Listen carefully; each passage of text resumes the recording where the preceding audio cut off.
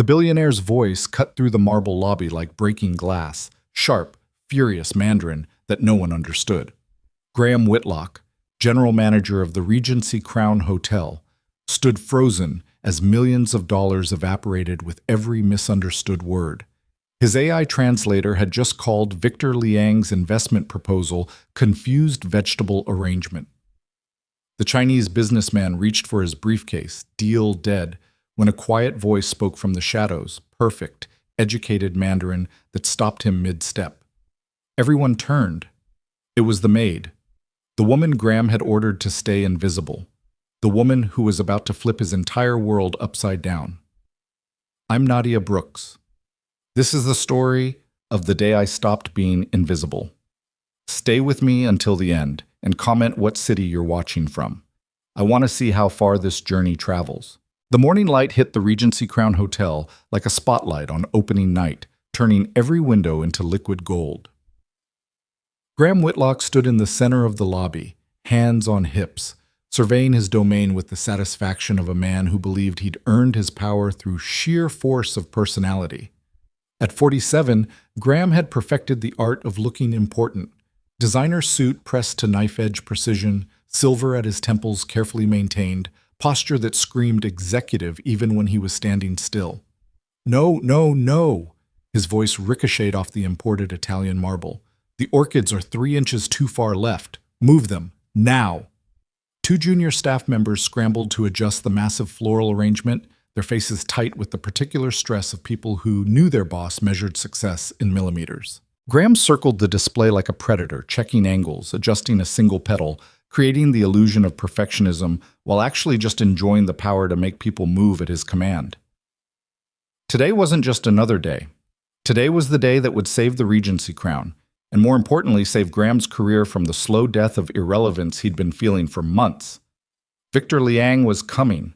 The Victor Liang, Chinese tech billionaire, international investor, the kind of man whose signature on a contract could transform a struggling luxury hotel into a must-book destination for the global elite. "Randall!" Graham snapped at his assistant manager, a nervous man in his 30s who perpetually looked like he was expecting bad news. "Status report. Everything. Now." Randall consulted his tablet with shaking fingers. VIP suite prepared according to specifications. Jasmine tea service arranged. 24-hour butler on standby. Dietary preferences loaded into kitchen system. Chinese-English translation app ready on your phone. The premium version, like you requested. Not good enough. Graham's jaw tightened. I want this flawless, perfect. This man could make or break us, and I will not have some detail derail this deal because someone couldn't follow simple instructions. Yes, sir. Absolutely, sir. Graham's phone buzzed. Text from corporate. Liang deal critical. Board watching. Don't screw this up, Whitlock, as if he needed the reminder. The hotel's occupancy had been sliding for 18 months. Competitors with younger blood and newer ideas were eating their lunch. The Regency Crown still had the bones of greatness, the history, the location, the reputation, but bones didn't pay bills. Graham needed Victor Liang's investment consortium to choose them for their new Western headquarters hospitality program. $50 million over 5 years. Guaranteed bookings. International prestige. His entire future lived or died today. I want housekeeping completely invisible, Graham announced, loud enough for everyone in the lobby to hear. When Mr. Liang is in public spaces, I don't want to see a single uniform, a single cleaning cart, anything that reminds him this is a place where work happens. Luxury is supposed to look effortless. Magic. Got it? Randall nodded frantically. I'll send the memo to Pet. And tell that new maid, the one who's always in the VIP area. What's her name? Nadia Brooks? Right. Tell her to make herself scarce when Liang arrives. She's not the image we want to project for a guest of this caliber. Randall hesitated, just for a fraction of a second. Sir, Nadia is our most thorough cleaner. She's been specifically assigned to the VIP suite because I don't care if she can make water flow uphill, Graham interrupted. She doesn't fit the aesthetic. Find someone more polished, more professional looking. Someone who won't make our international guests uncomfortable. What Graham meant, but would never say directly, was that Nadia looked tired. She looked real. She had the kind of weathered dignity that came from carrying weight no one else could see. In Graham's carefully curated world of luxury fantasy, reality was a liability. "Understood, sir." But as Randall walked away, his expression suggested he didn't agree. He just didn't have the power to argue. 4 floors above Graham's theater of anxiety, Nadia Brooks moved through the VIP suite with the quiet precision of someone who'd learned to make herself invisible long before anyone ordered her to. She was 36 but looked older on hard days, younger when she smiled, which wasn't often anymore. Medium height, dark hair pulled back in a practical bun, hands that trembled slightly when she thought no one was watching. The hotel uniform hung on her frame like it was borrowed from someone else's life, which, in a way, it was. Nadia checked the jasmine tea service for the 3rd time, adjusting the temperature of the water precisely to 85 degrees Celsius. Most housekeepers wouldn't know that detail, most wouldn't care. But Nadia knew. She knew that proper jasmine tea required water hot enough to open the leaves, but cool enough not to scorch the delicate flavor. She knew because she had once sat in conference rooms in Shanghai and Beijing discussing market entry strategies over perfectly brewed tea, back when she was someone different. Back when she was someone at all. She moved to the desk and adjusted the small decorative arrangement, a subtle nod to Chinese aesthetic principles. Not obvious enough to seem pandering, but thoughtful enough that someone from that culture would notice. Red accents for luck and prosperity. A small jade figure positioned in the wealth corner according to feng shui principles. These weren't requirements in the housekeeping manual. These were details Nadia added because she understood that luxury wasn't just about thread count and marble. It was about making people feel seen. Her phone buzzed. Text from Randall. "Graham wants you to stay out of sight when Liang arrives. Not the image he wants. Sorry." Nadia stared at the message, feeling the familiar weight settle in her chest. The weight of being reduced to scenery. The weight of having a master's degree in international business from UCLA gathering dust while she scrubbed toilets. The weight of being fluent in 3 languages while people spoke slowly at her like she was simple. She'd been invisible for so long, she almost believed it herself. 3 years ago, Nadia had been on track to become a regional director for a tech consulting firm specializing in U.S.-China business relations. She'd spent 5 years building expertise, making connections, earning respect. Then her mother got sick. Stage 4 cancer. The kind that devoured savings and sanity in equal measure. Nadia took leave to care for her. 3 months became 6, became a year. When her mother finally passed, Nadia was $127,000 in debt. Medical bills the insurance company had creatively refused to cover. Credit cards maxed out, rent 6 months overdue. The consulting firm had filled her position. "We couldn't wait forever," they'd said, with the casual cruelty of people who'd never had to choose between their mother's dignity and their career trajectory. So Nadia took the first job she could find. Housekeeping at the Regency Crown paid $18.50 an hour plus benefits. It was honest work, necessary work, but it wasn't her work. Every day she put on the uniform felt like burying another piece of who she used to be. The worst part wasn't the physical labor. It was the invisibility. The way people looked through her. The way conversations stopped when she entered a room, not because she was unwelcome, but because she simply didn't register as a person who mattered. She'd gone from being consulted on million-dollar deals to being told which bathroom cleaner to use on marble. Some days she barely recognized herself. But she showed up. She did excellent work. She paid her bills slowly, painfully, but she paid them. And she told herself that this was temporary, that someday she'd climb back, that rock bottom wasn't forever. She just hadn't expected rock bottom to have such expensive tile. Graham stood in the lobby at 2:47 p.m., checking his watch every 30 seconds, like he could will Victor Liang to arrive early. His staff had assembled in strategic positions, greeters by the door, concierge alert at the desk, valets ready with the kind of choreographed efficiency that made arrivals look spontaneous. "Remember," Graham announced for the 4th time, "Mr. Liang is not just a guest. He's an opportunity.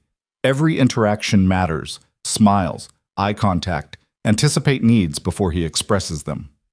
At 2:52 p.m., 3 black SUVs pulled up to the entrance in perfect formation. Graham's pulse quickened. This was it. His moment. His comeback. Victor Liang emerged from the center vehicle like a man accustomed to having the world rearrange itself around him.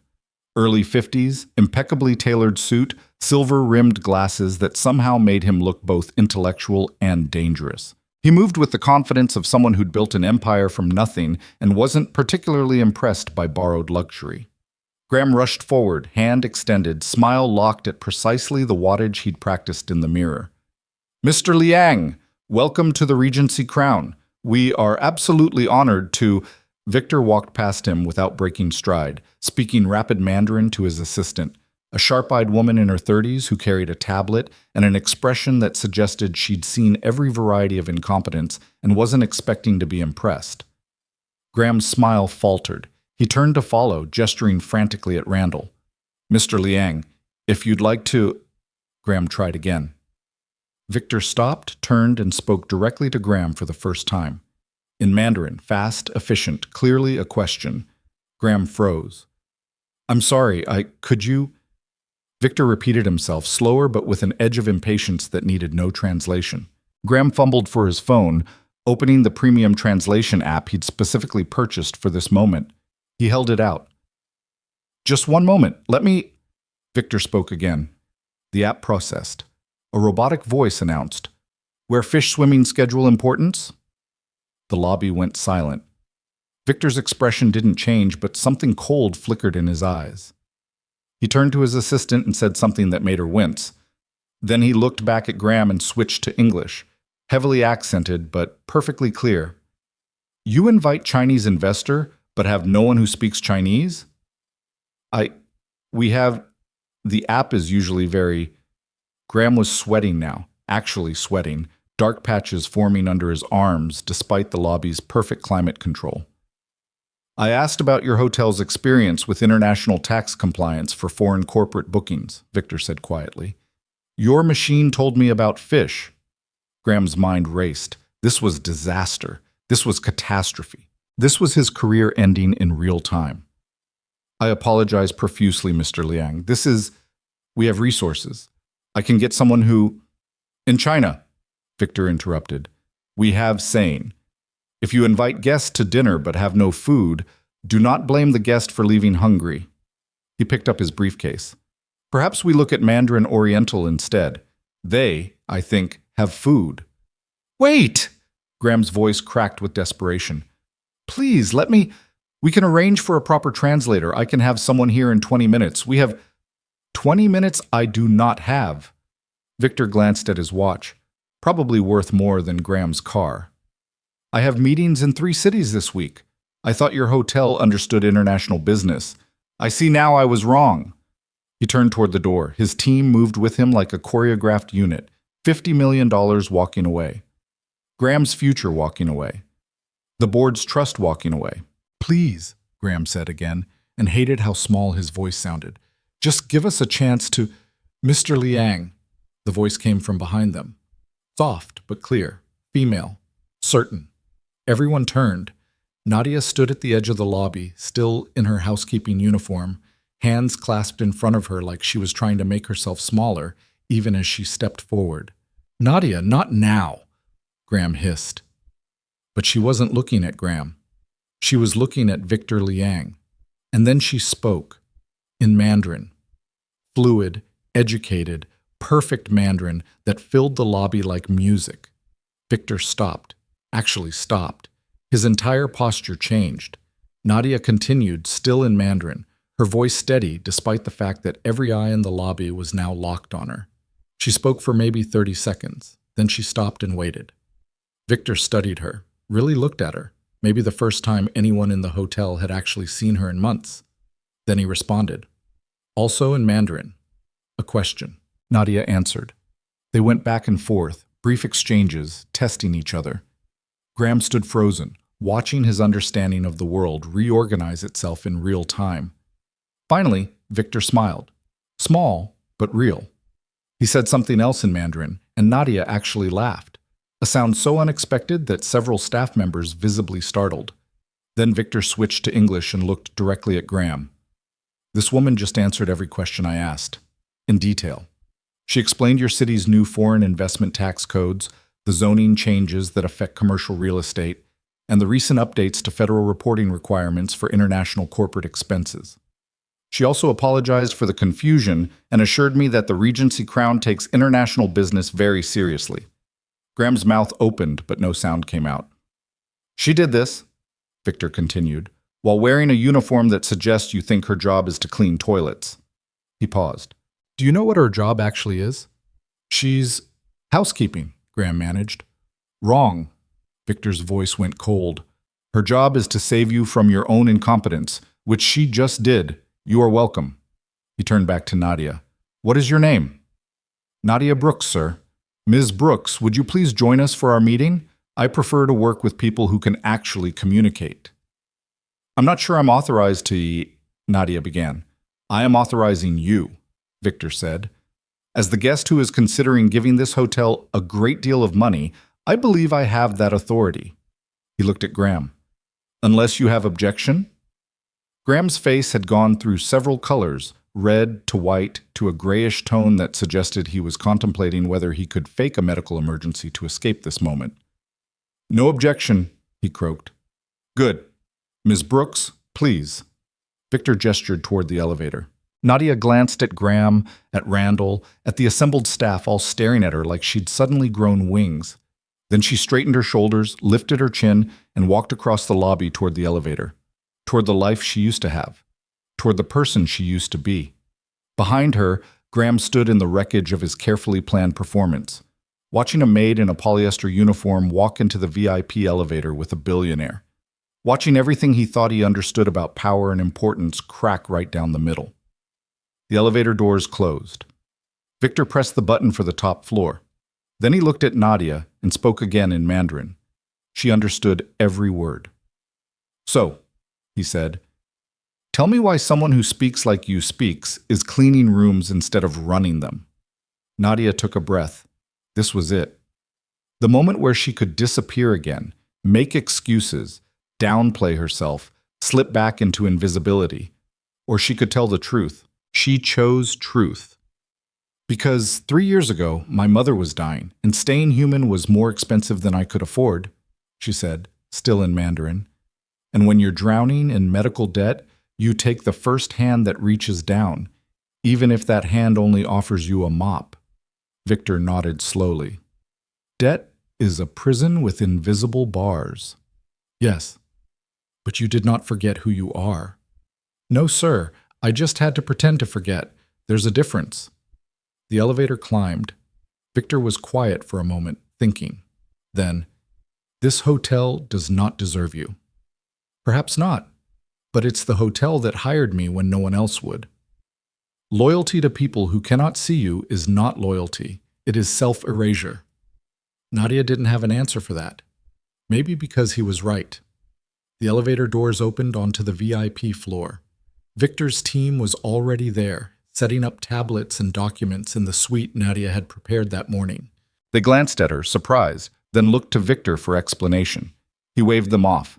Ms. Brooks will be joining us. She speaks better than all of you anyway. Then he turned to Nadia. What you did downstairs, that was not translator work. That was negotiation. That was strategy.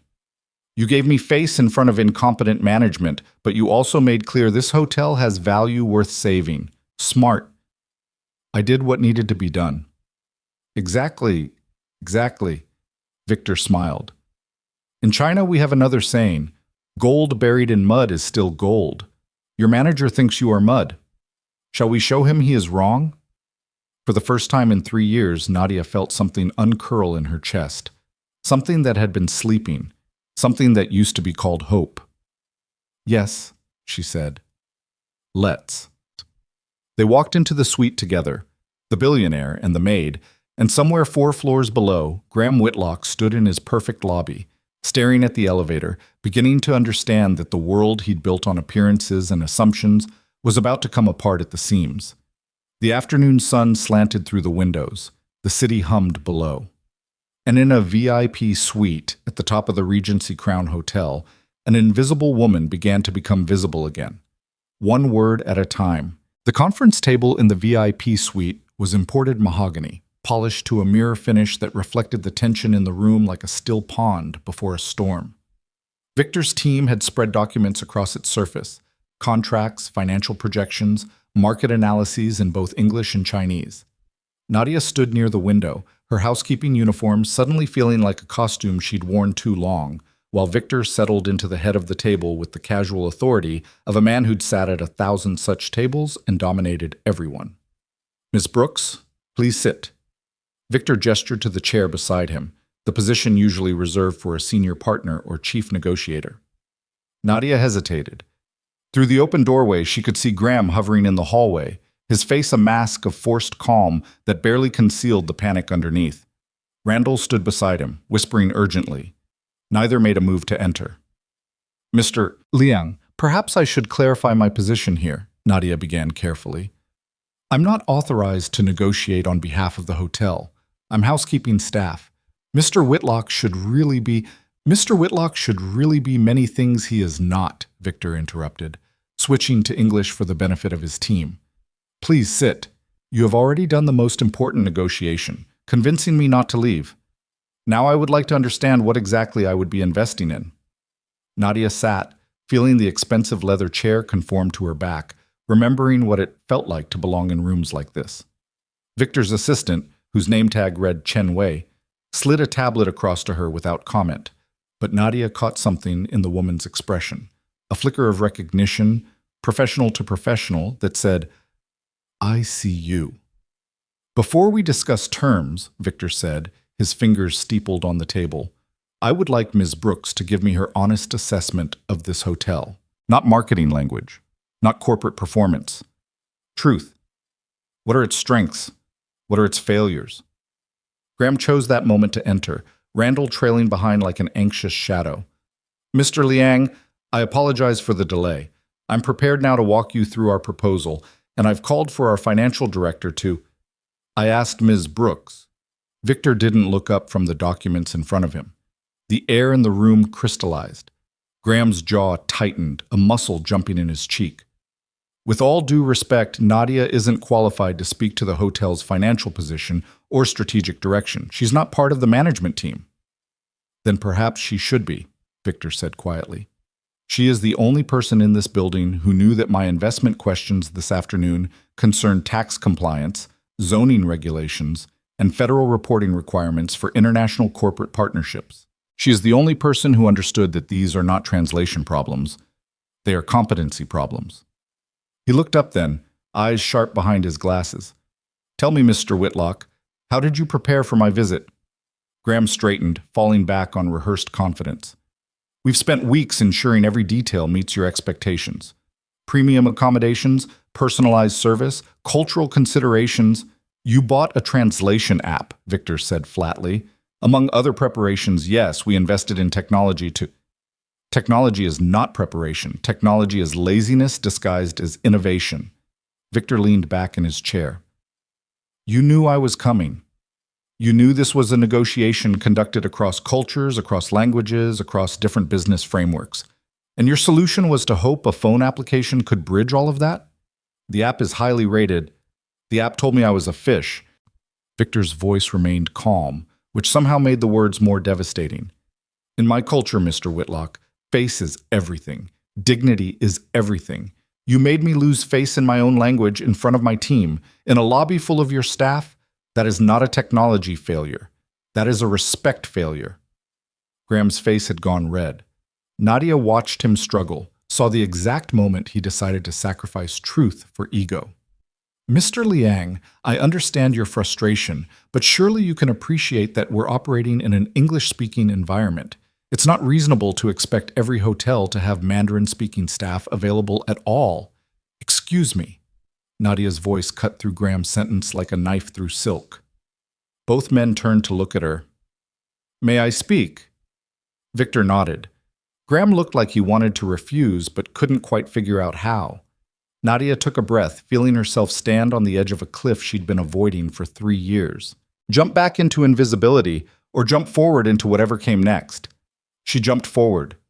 "Mr. Whitlock, according to the city's tourism board statistics, which are public record, Mandarin-speaking tourists represent the third largest demographic of luxury travelers to this region, and their spending per visit exceeds the average by 42%. The Regency Crown's own guest data, which I've seen in quarterly reports posted in the staff break room, shows that Asian guests represent 18% of bookings, but 29% of revenue. So the question isn't whether it's reasonable to have Mandarin-speaking staff. The question is why we've chosen to ignore our own data. The room went silent. Chen Wei's eyebrows rose slightly. One of Victor's other associates, a young man with an expensive watch, actually smiled. Graham stared at Nadia like she'd suddenly started speaking in tongues. "You read the quarterly reports in the break room?" "I read everything available to me," Nadia said simply. "I may clean rooms, Mr. Whitlock, but I'm not furniture. I pay attention." "Ms. Brooks makes an excellent point," Victor said, and there was approval in his voice now, warm and genuine. Which brings me back to my original question. What is this hotel's actual position on international clientele? Do you want our business, or do you want to appear to want our business? Because those are very different things. Graham opened his mouth, closed it, opened it again. Nadia could see him calculating, trying to figure out how to regain control of a conversation that had slipped completely out of his hands. Finally, he went with aggressive deflection.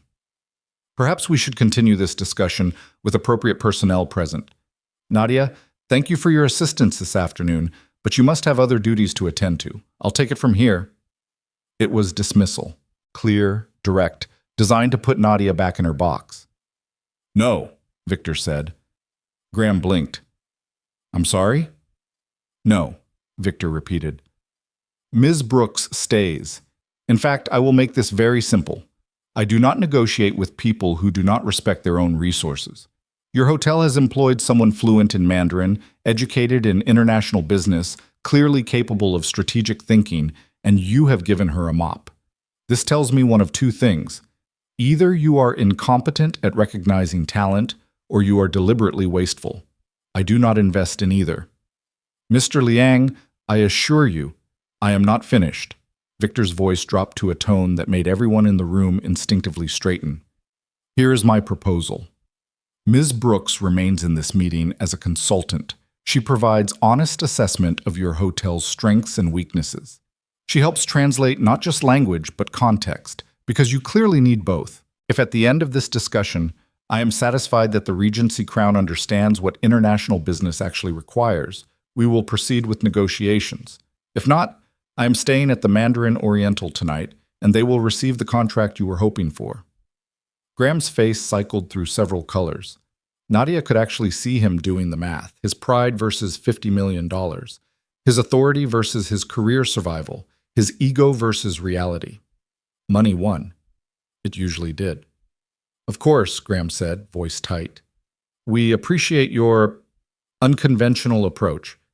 Nadia, please provide whatever assistance Mr. Liang requires." The whatever assistance came out like glass in his throat, but he said it. Victor turned to Nadia, switching back to Mandarin. "Can you work with a fool, or will this be too painful?" Nadia responded in the same language, keeping her face neutral. "I've been working with him for 2 years. I'm accustomed to pain." Victor actually laughed, a genuine sound that transformed his severe face into something almost grandfatherly. "Good. Then let us begin.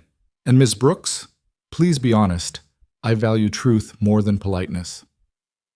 For the next 2 hours, Nadia did something she hadn't done since she'd put on the housekeeping uniform. She worked, really worked, not with her hands but with her mind, pulling up everything she'd learned in graduate school, everything she'd practiced in her consulting years, everything she'd quietly observed while invisible in the hotel's corridors. Victor's questions were sharp and relentless. He wanted to know about the hotel's occupancy trends, seasonal fluctuations, corporate versus leisure ratios. He wanted to understand their competitor landscape, their pricing strategy, their reputation in international markets. He pushed on details most investors wouldn't care about: staff turnover rates, training programs, cultural competency initiatives. Graham tried to answer, reading from prepared materials, citing statistics that sounded impressive but meant nothing. Each time, Victor would turn to Nadia and ask follow-up questions in Mandarin, questions that cut through corporate spin to reach actual truth. He says staff turnover is within industry standards, Victor would say. What does that mean really? And Nadia would translate the euphemism.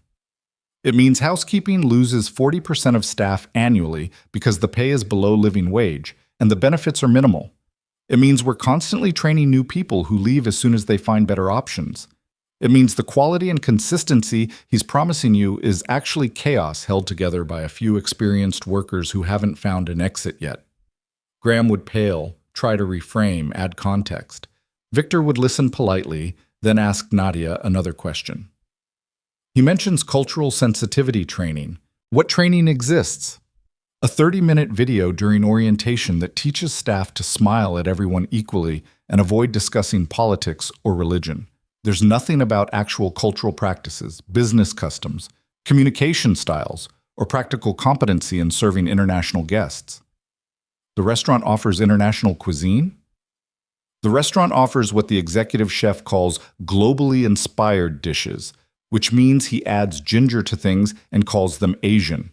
We have one Chinese item on the menu, General Tso's chicken, which no one from China has ever heard of. Graham tried to interrupt, tried to spin, tried to regain control. But every time he spoke, Victor would simply turn back to Nadia for translation, not of words, but of reality. Chenwei took notes on her tablet, occasionally asking her own questions in rapid Mandarin that tested Nadia's knowledge of tax codes, investment structures, corporate governance frameworks. Nadia answered each one, feeling muscles she hadn't used in years start to wake up, start to remember what they were capable of. Around the 90-minute mark, Victor called for a break. His team stepped outside to confer. Graham immediately turned on Nadia, his voice low and furious. "What the hell do you think you're doing?" Answering questions honestly, as Mr. Liang requested. "You're making us look incompetent." "I'm making us look honest," Nadia corrected. "There's a difference. Mr. Liang doesn't want marketing materials. He wants to know what he's buying into." "You work for me," Graham hissed. "You represent this hotel. Your job is to make us look good, not to undermine everything I've built here." "My job," Nadia said quietly, "is to clean toilets and change sheets. You made that very clear this morning when you told Randall I didn't fit the aesthetic you wanted to project. So forgive me if I'm unclear about what exactly you think I owe you." Randall, who'd been silent through the entire meeting, made a small sound that might have been a suppressed laugh. Graham shot him a murderous look. "After this is over," Graham said, each word precisely enunciated, "we are going to have a very serious conversation about your future employment here." "I look forward to it." Nadia's voice remained steady, though her hands shook slightly at her sides. She'd just burned a bridge she couldn't afford to burn. But somewhere deep inside, beneath the fear and the debt and the exhaustion, she felt something she'd almost forgotten. Dignity. Victor's team returned. The meeting resumed, but the dynamic had shifted. Victor no longer pretended Graham was a partner in negotiation. He spoke directly to Nadia, using her as both interpreter and analyst, occasionally consulting with Graham as a courtesy, but clearly making decisions based on information Nadia provided. "You're building infrastructure," Victor said. "The bones are good?" Nadia nodded. "Excellent. The Regency Crown was built in 1924, fully renovated in 2008. The electrical, plumbing, and HVAC systems are modern and well-maintained. The architecture is original, Art Deco, historically significant. That's actually one of our strongest assets. Guests who want sleek contemporary design go to newer hotels. Guests who want history, craftsmanship, and character come here." "But the service model is outdated," Victor observed. "Yes." Nadia chose her words carefully. "We're operating on a model from 20 years ago, before digital transformation, before international travel became democratized, before guests expected personalized service and cultural competency. We're stuck between being a historic property and a modern luxury hotel, and we haven't figured out how to be both. Can it be fixed? Yes, but it requires investment, not just money, but philosophical investment. It requires leadership that sees international guests as partners, not novelties. It requires staff training that goes beyond smile and nod. It requires systems that don't treat different as difficult." Victor studied her for a long moment. "You have thought about this deeply." "I've had a lot of time to think." Housekeeping involves long hours of repetitive work. Your mind wanders. Mine has been wandering through business problems for 2 years. Ms. Brooks, Chenwei spoke up in English for the first time, her accent crisp and educated. May I ask what led you to housekeeping? Your resume clearly contains more elevated experience. Nadia glanced at Graham, who was watching this exchange with barely concealed fury, then decided she was already in too deep to start protecting anyone's feelings now. My mother had cancer, terminal.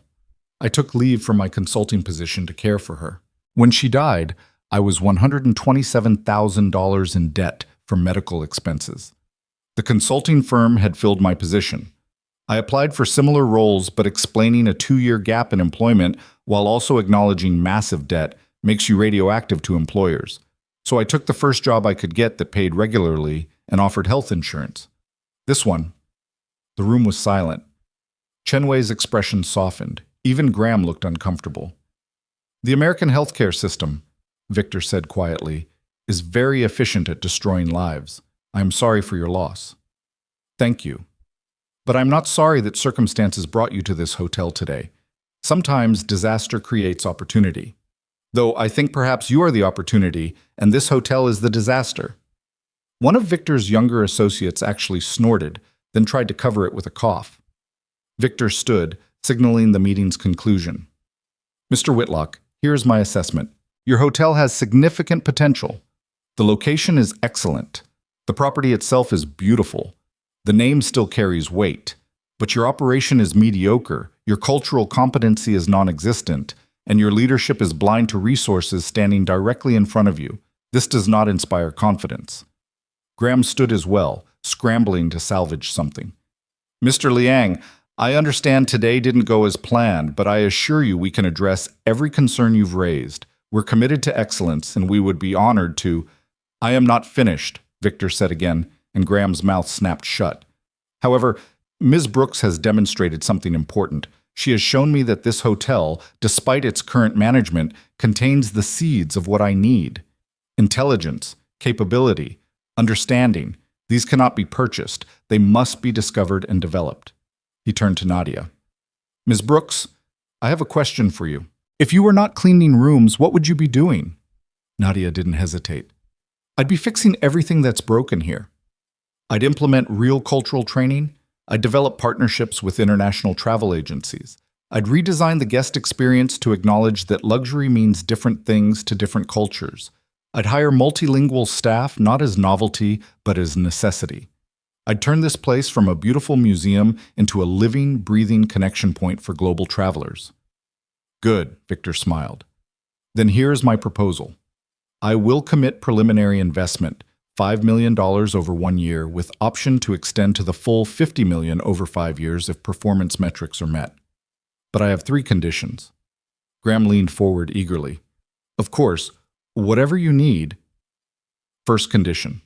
Ms. Brooks is promoted immediately to a position where her skills are actually utilized, not as translator, not as consultant. A staff member with real authority over international guest services and cultural programming, with salary commensurate to that role. Graham's eager expression froze.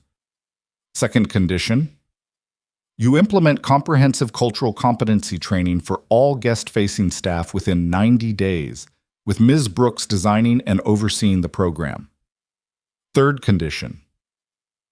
I want quarterly reports directly from Ms. Brooks on the hotel's progress in international service quality, not filtered through management. Direct communication with me or my team. Victor looked at Graham. These are non-negotiable terms. Accept them, or I walk and you lose not just my investment, but my recommendation to the entire Chinese business community in this region.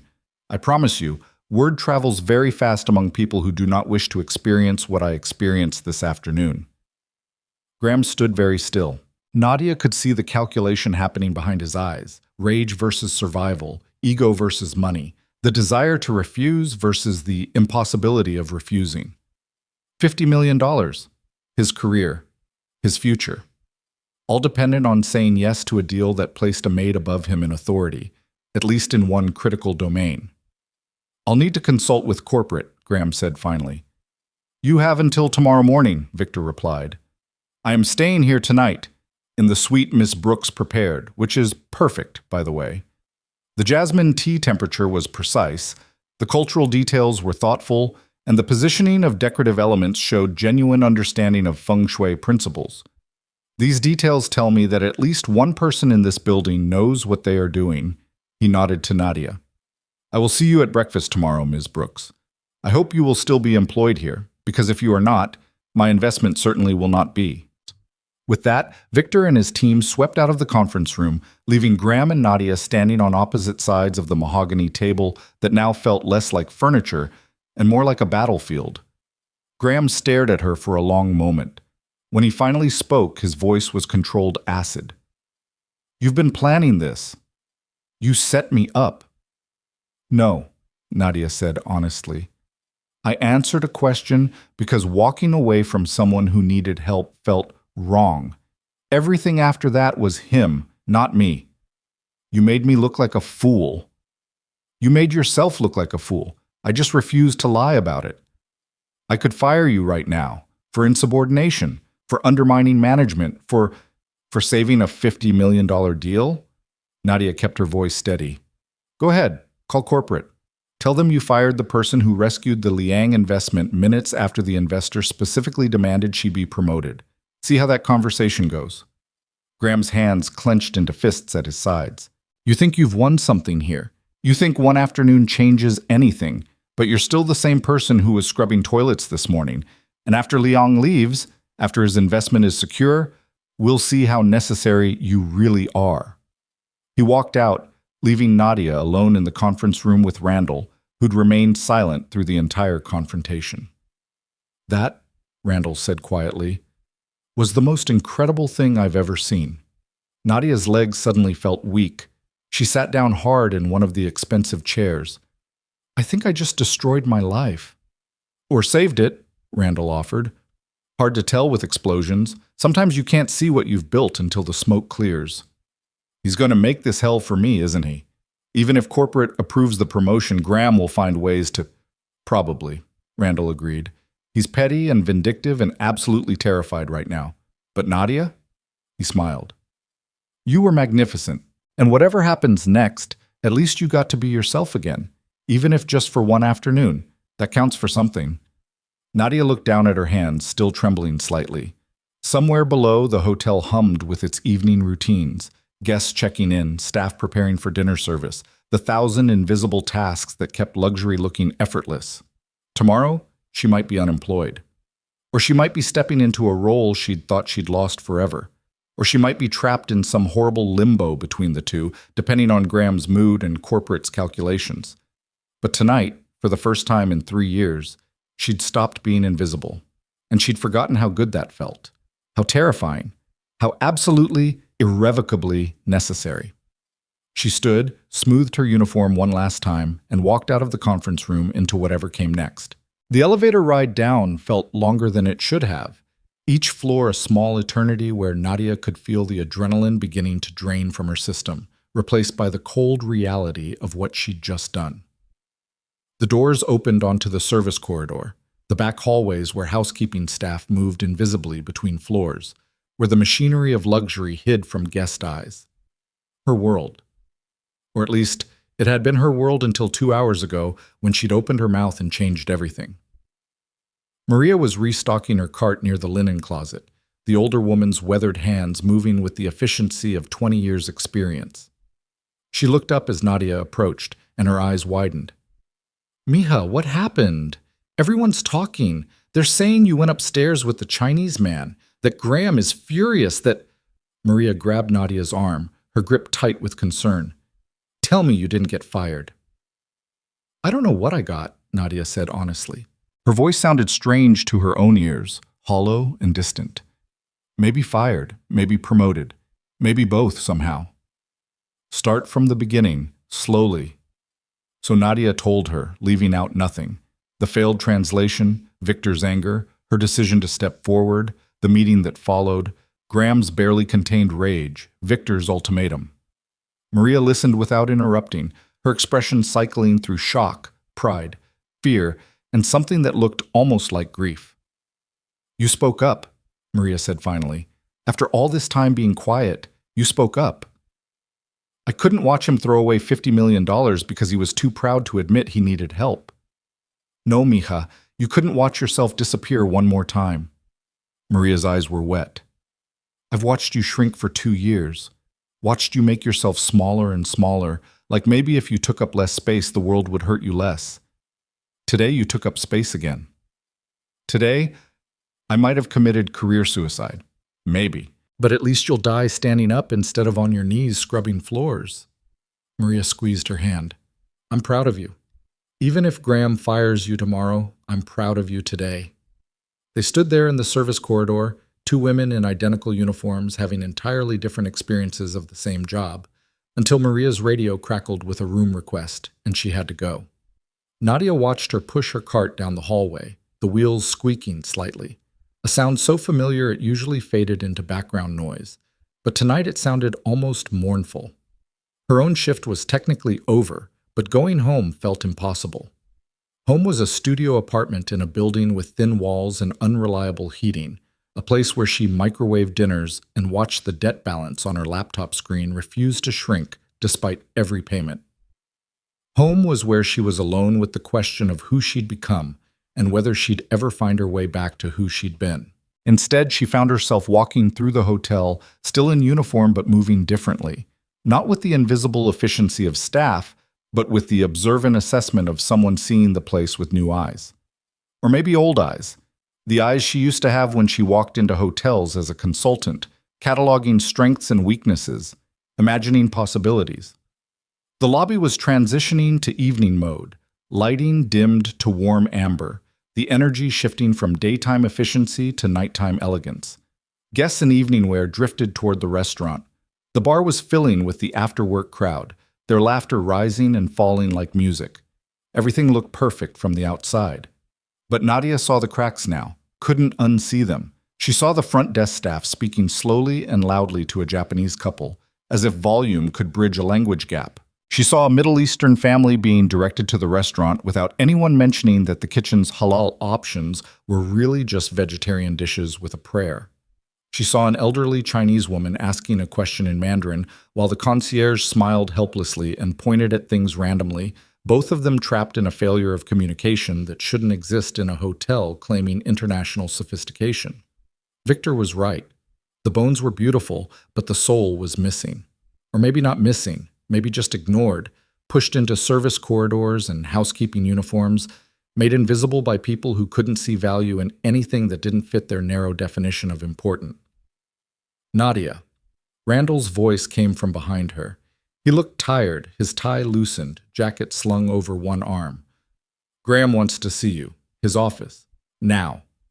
Her stomach dropped. Did corporate call back already? I don't know. He's been locked in there on the phone for an hour. But his mood is… Randall made a face. Bring armor. Graham's office was on the mezzanine level, positioned so he could look down into the lobby and monitor his domain. The door was closed when Nadia arrived, but she could hear his voice inside. Sharp, defensive, the tone of a man trying to justify himself to someone who wasn't impressed. She waited, her heart hammering, while he finished whatever conversation was happening. The door opened abruptly. Graham stood there, his face flushed, his carefully maintained composure cracked around the edges. Get in here.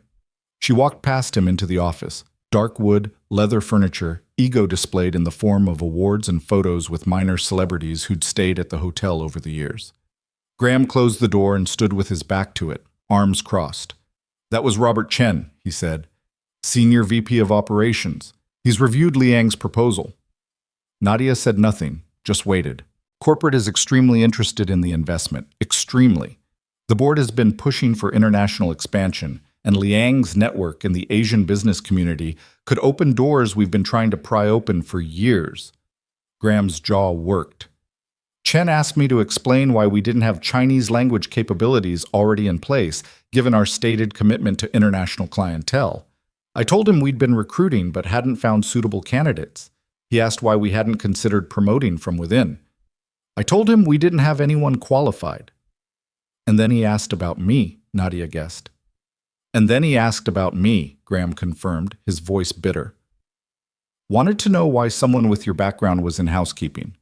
Wanted to know what our internal promotion protocols were. Wanted to know if we'd conducted skills assessments of current staff before recruiting externally. Basically wanted to know if I was incompetent or just lazy. What did you tell him? I told him the truth, that you'd never disclosed your background when you were hired, that there was no way for us to know you had relevant experience. Graham's eyes were hard. You didn't put any of that on your application, did you? No mention of your degree, your consulting work, your language skills. You applied as basic housekeeping with a high school diploma. It was true. Nadia had learned by that point that overqualification was as damning as underqualification. Employers looked at advanced degrees and international experience and saw someone who'd leave the moment something better came along. They saw someone who'd be resentful, difficult, unwilling to do the grunt work. So she'd stripped her resume down to bare bones, made herself look simple and non-threatening, traded her identity for employability. I needed a job, she said quietly. I put down what I thought would get me hired.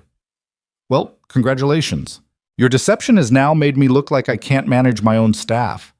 Graham moved behind his desk, putting furniture between them like a barrier. Chen has approved Liang's terms. All 3 conditions. You're being promoted to Director of International Guest Services, effective immediately. Salary $75,000 annually, plus benefits and performance bonuses tied to the Liang contract metrics. The number hit Nadia like a physical blow. $75,000. More than quadruple what she was making, enough to actually see her debt shrink instead of just treading water, enough to, maybe, eventually, breathe again. There's more, Graham continued. You'll report directly to me, but you'll have autonomy over your department. You'll have budget authority for training programs, hiring decisions, and service implementations within your domain. You'll interface directly with Liang's team on satisfaction metrics. And, this is Chen's addition, you'll present quarterly reports to the senior leadership team on international service strategy. He sat down, the chair creaking under him. You've gotten everything you wanted. I hope you're proud of yourself. I didn't want any of this, Nadia said, and realized it was true. I just wanted to help. Spare me. Graham's laugh was ugly. You saw an opportunity and you took it. You've been planning this since the moment you walked in here 2 years ago, waiting for your chance to... I've been surviving, Nadia interrupted, her voice sharp. I've been showing up every single day, doing work I was overqualified for, being invisible and grateful just to have a paycheck that kept the collection agencies from calling. I wasn't planning anything. I was drowning, and I'd accepted that drowning was my life now. So don't you dare act like this was some calculated scheme. You needed help today, and I gave it. That's all. That's all? Graham's voice rose. You humiliated me in front of the biggest investor this hotel has seen in a decade. You contradicted me, undermined me, made me look incompetent in my own conference room. And now I have to work with you, report your successes to corporate, watch you get credit for fixing problems you spent 2 years watching get worse without saying a word. You didn't want to hear words from me. You wanted me invisible. And now I can't make you invisible anymore, can I? Graham leaned forward.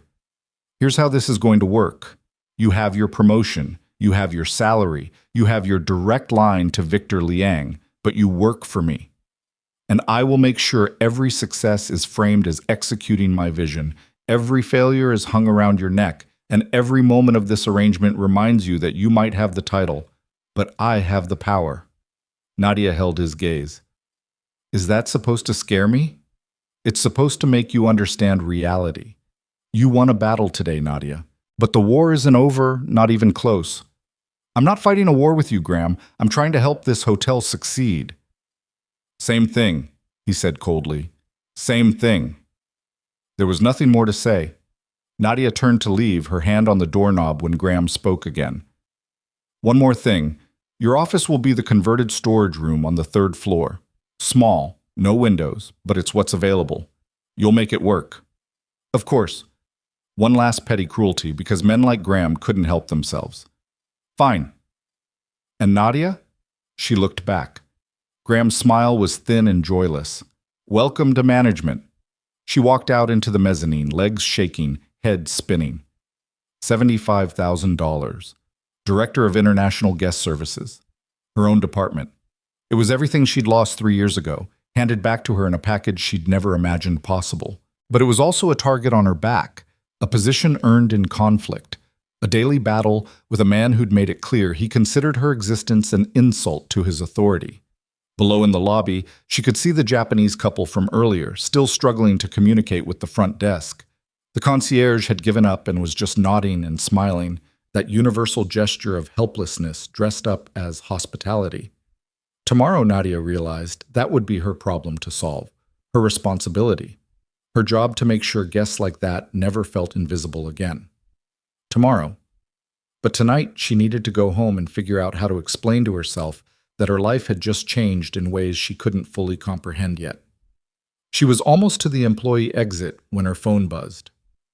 Unknown number. She almost didn't answer, but something made her thumb the accept button. Ms. Brooks? Victor Liang's voice, speaking English now. I hope I'm not disturbing you. No, sir. I was just leaving for the day. Good. I wanted to speak with you privately without your management listening. Do you have a moment? Nadia stepped into an empty conference room, closing the door. Of course. I spoke with Mr. Whitlock's superior this afternoon. I wanted to ensure my conditions were understood and accepted. They were, very quickly, I might add. This tells me your hotel's corporate leadership is more intelligent than its local management. A pause. I also asked some questions about you, about why someone with your qualifications was working in housekeeping. The answers I received were unsatisfying. My situation is complicated, Mr. Liang. Debt is not complicated. Debt is simple. Medical debt for a dying parent is tragedy, not complication. His voice softened slightly. I lost my mother to cancer also, in China, 15 years ago. I was very wealthy by then, could afford the best care, but cancer does not respect wealth. She died anyway. So I understand that particular pain, and I understand how it changes everything after. Nadia's throat tightened. Thank you. You should know something, Victor continued. This promotion I have demanded for you, it is not charity, it is not sympathy, it is business. I invest in potential, and you have shown me potential. But potential means nothing without execution. You will have to prove yourself, not to your angry manager, not to corporate leadership, but to me, to my team, to every guest who comes to that hotel expecting the international excellence I will now be associating with the Regency Crown name. I understand.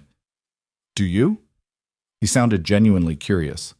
You have been invisible for 2 years. Now you will be very visible. People will watch for you to fail.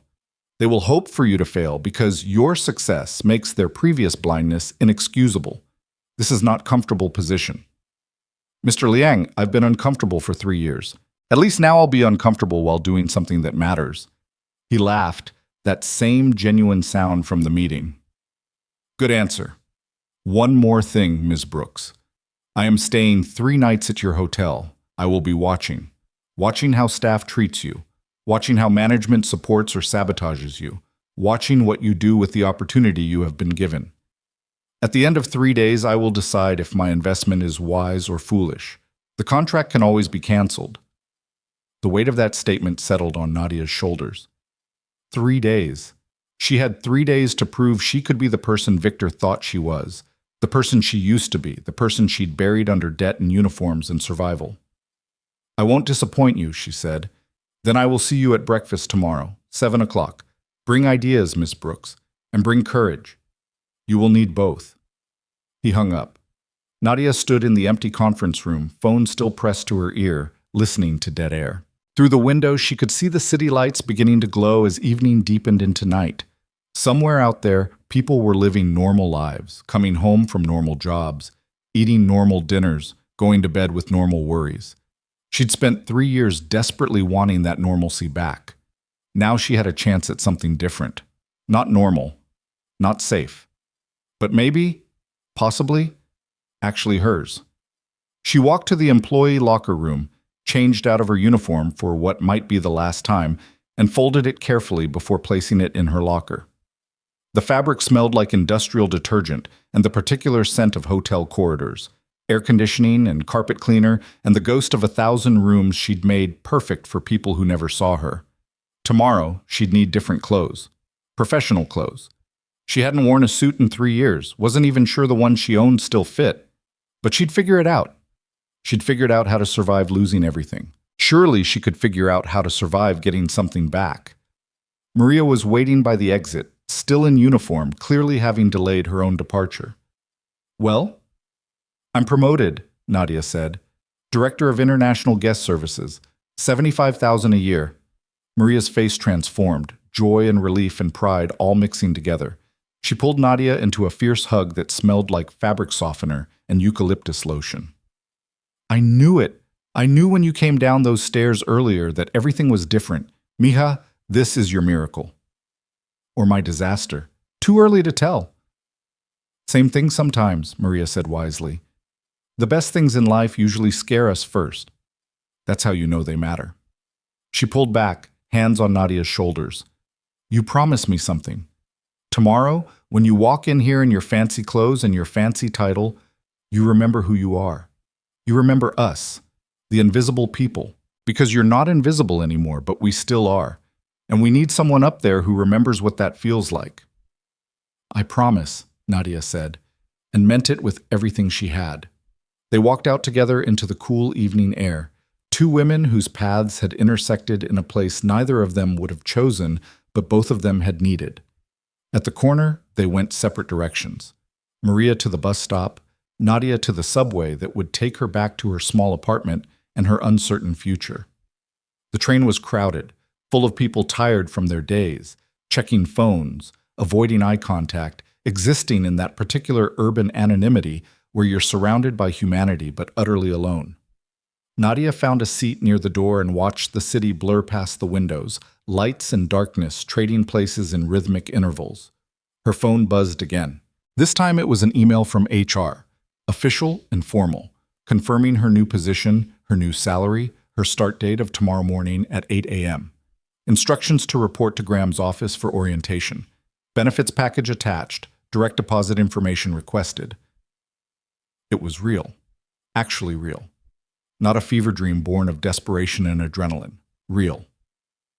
Nadia closed her eyes and let herself feel it. The terror and the hope and the overwhelming sense that she was standing at the edge of something vast and unknowable, about to step forward into empty air and either fall or fly.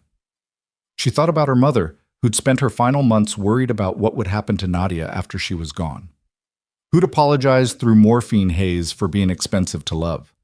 Who'd made Nadia promise not to let the debt define her, not to let survival become her only ambition, not to forget who she was beneath all the weight the world put on her. "I'm trying, Mom," Nadia whispered to the train window, her breath fogging the glass. "I'm trying." The train carried her home through the darkness, toward tomorrow, toward change, toward a version of herself she'd thought was dead but turned out to just be sleeping, waiting for someone to see her and call her name loud enough to wake her.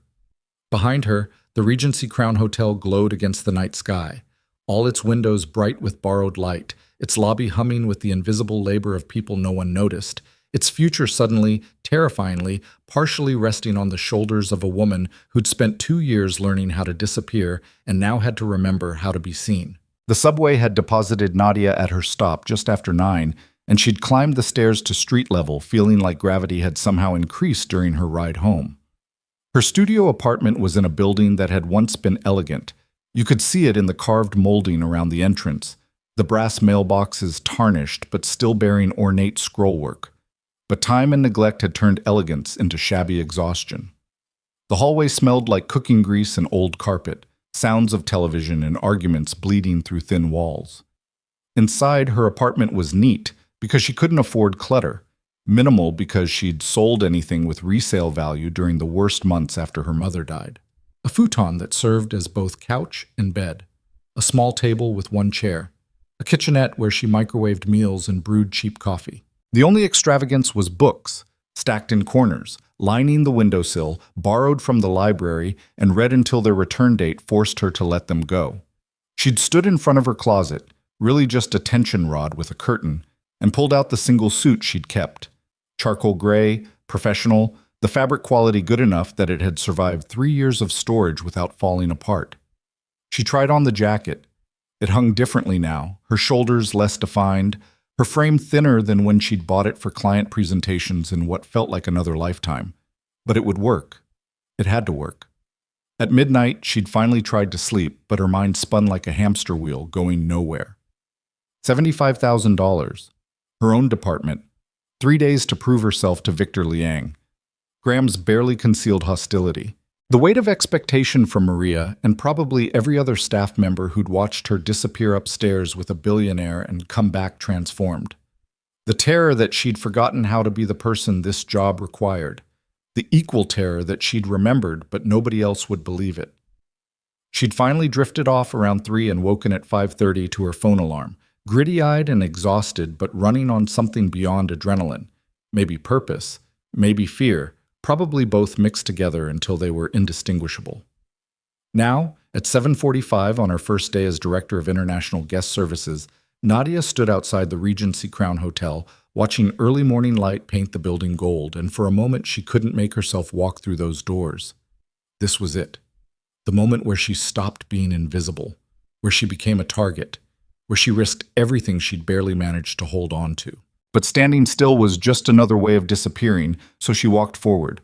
The lobby had a different energy in the morning, business-like, efficient, the overnight shift transitioning to day staff with practiced choreography. Nadia saw Raj at the front desk, saw his eyes widen when he registered her suit instead of her uniform. She saw curiosity flicker across his face, then uncertainty, then a smile that said he'd heard something but wasn't sure if congratulations or condolences were appropriate. "Morning, Nadia," he called out, and there was a question mark hidden in his greeting. "Morning, Raj." She kept walking, heading for the elevator, trying to project confidence she didn't feel. The third floor was mostly offices and storage, the operational heart of the hotel hidden from guest view. Nadia found the room Graham had assigned her at the end of a hallway that smelled like old files and industrial coffee. The door was unmarked, and when she opened it, she understood why he'd smirked when telling her about it. It had been a storage room. Recently cleared, but the outline of shelving units was still visible on the walls like ghosts.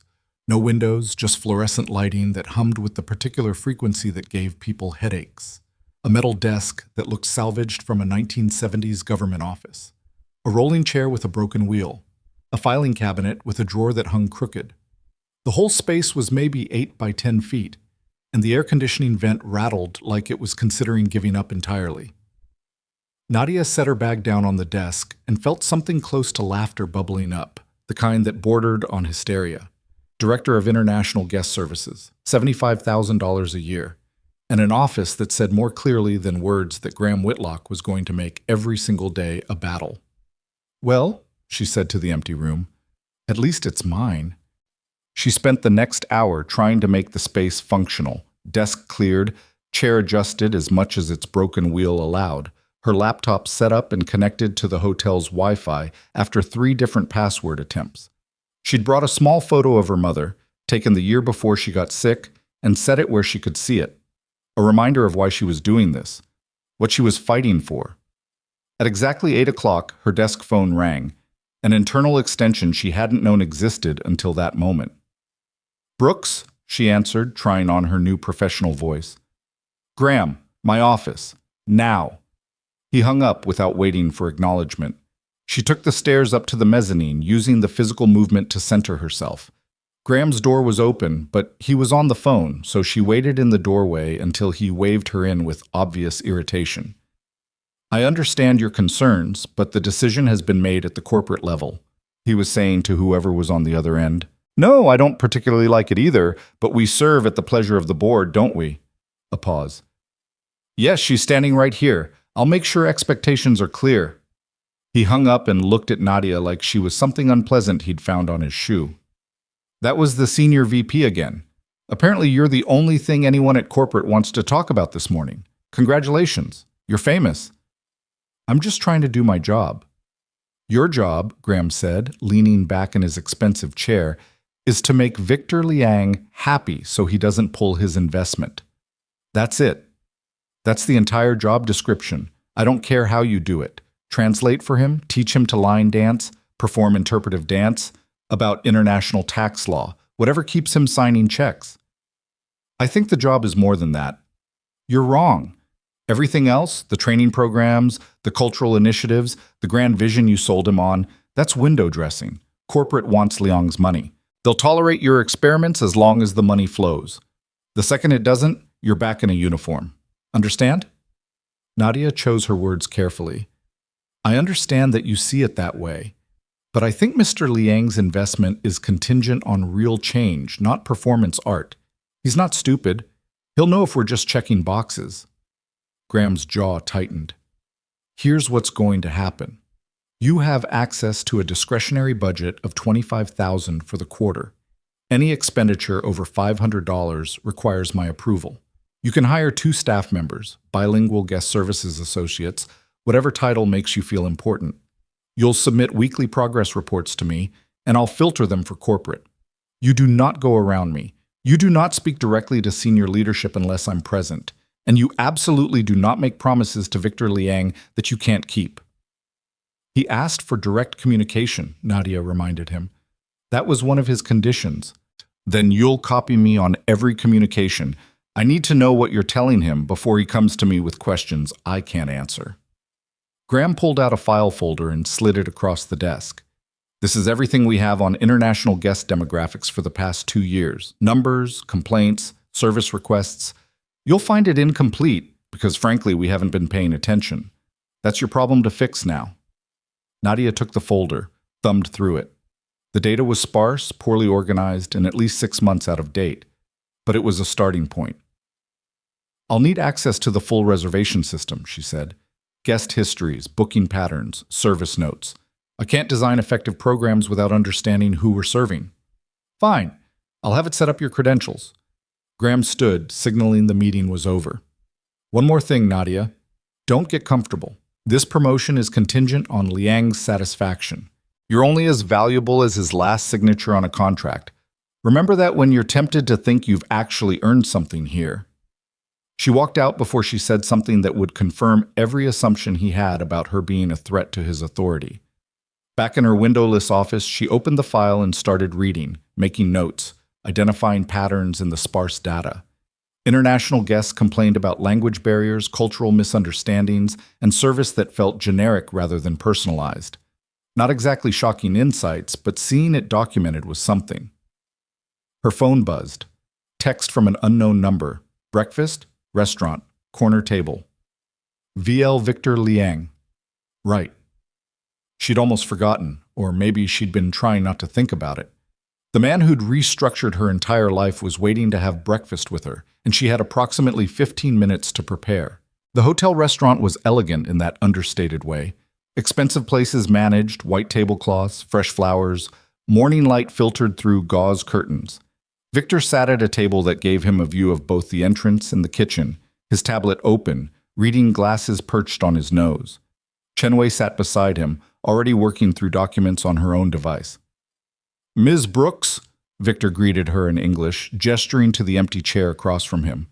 You look much better in that suit than in a uniform, though I suspect you'd prefer even better clothes. That jacket is, forgive me, from at least 5 years ago, yes?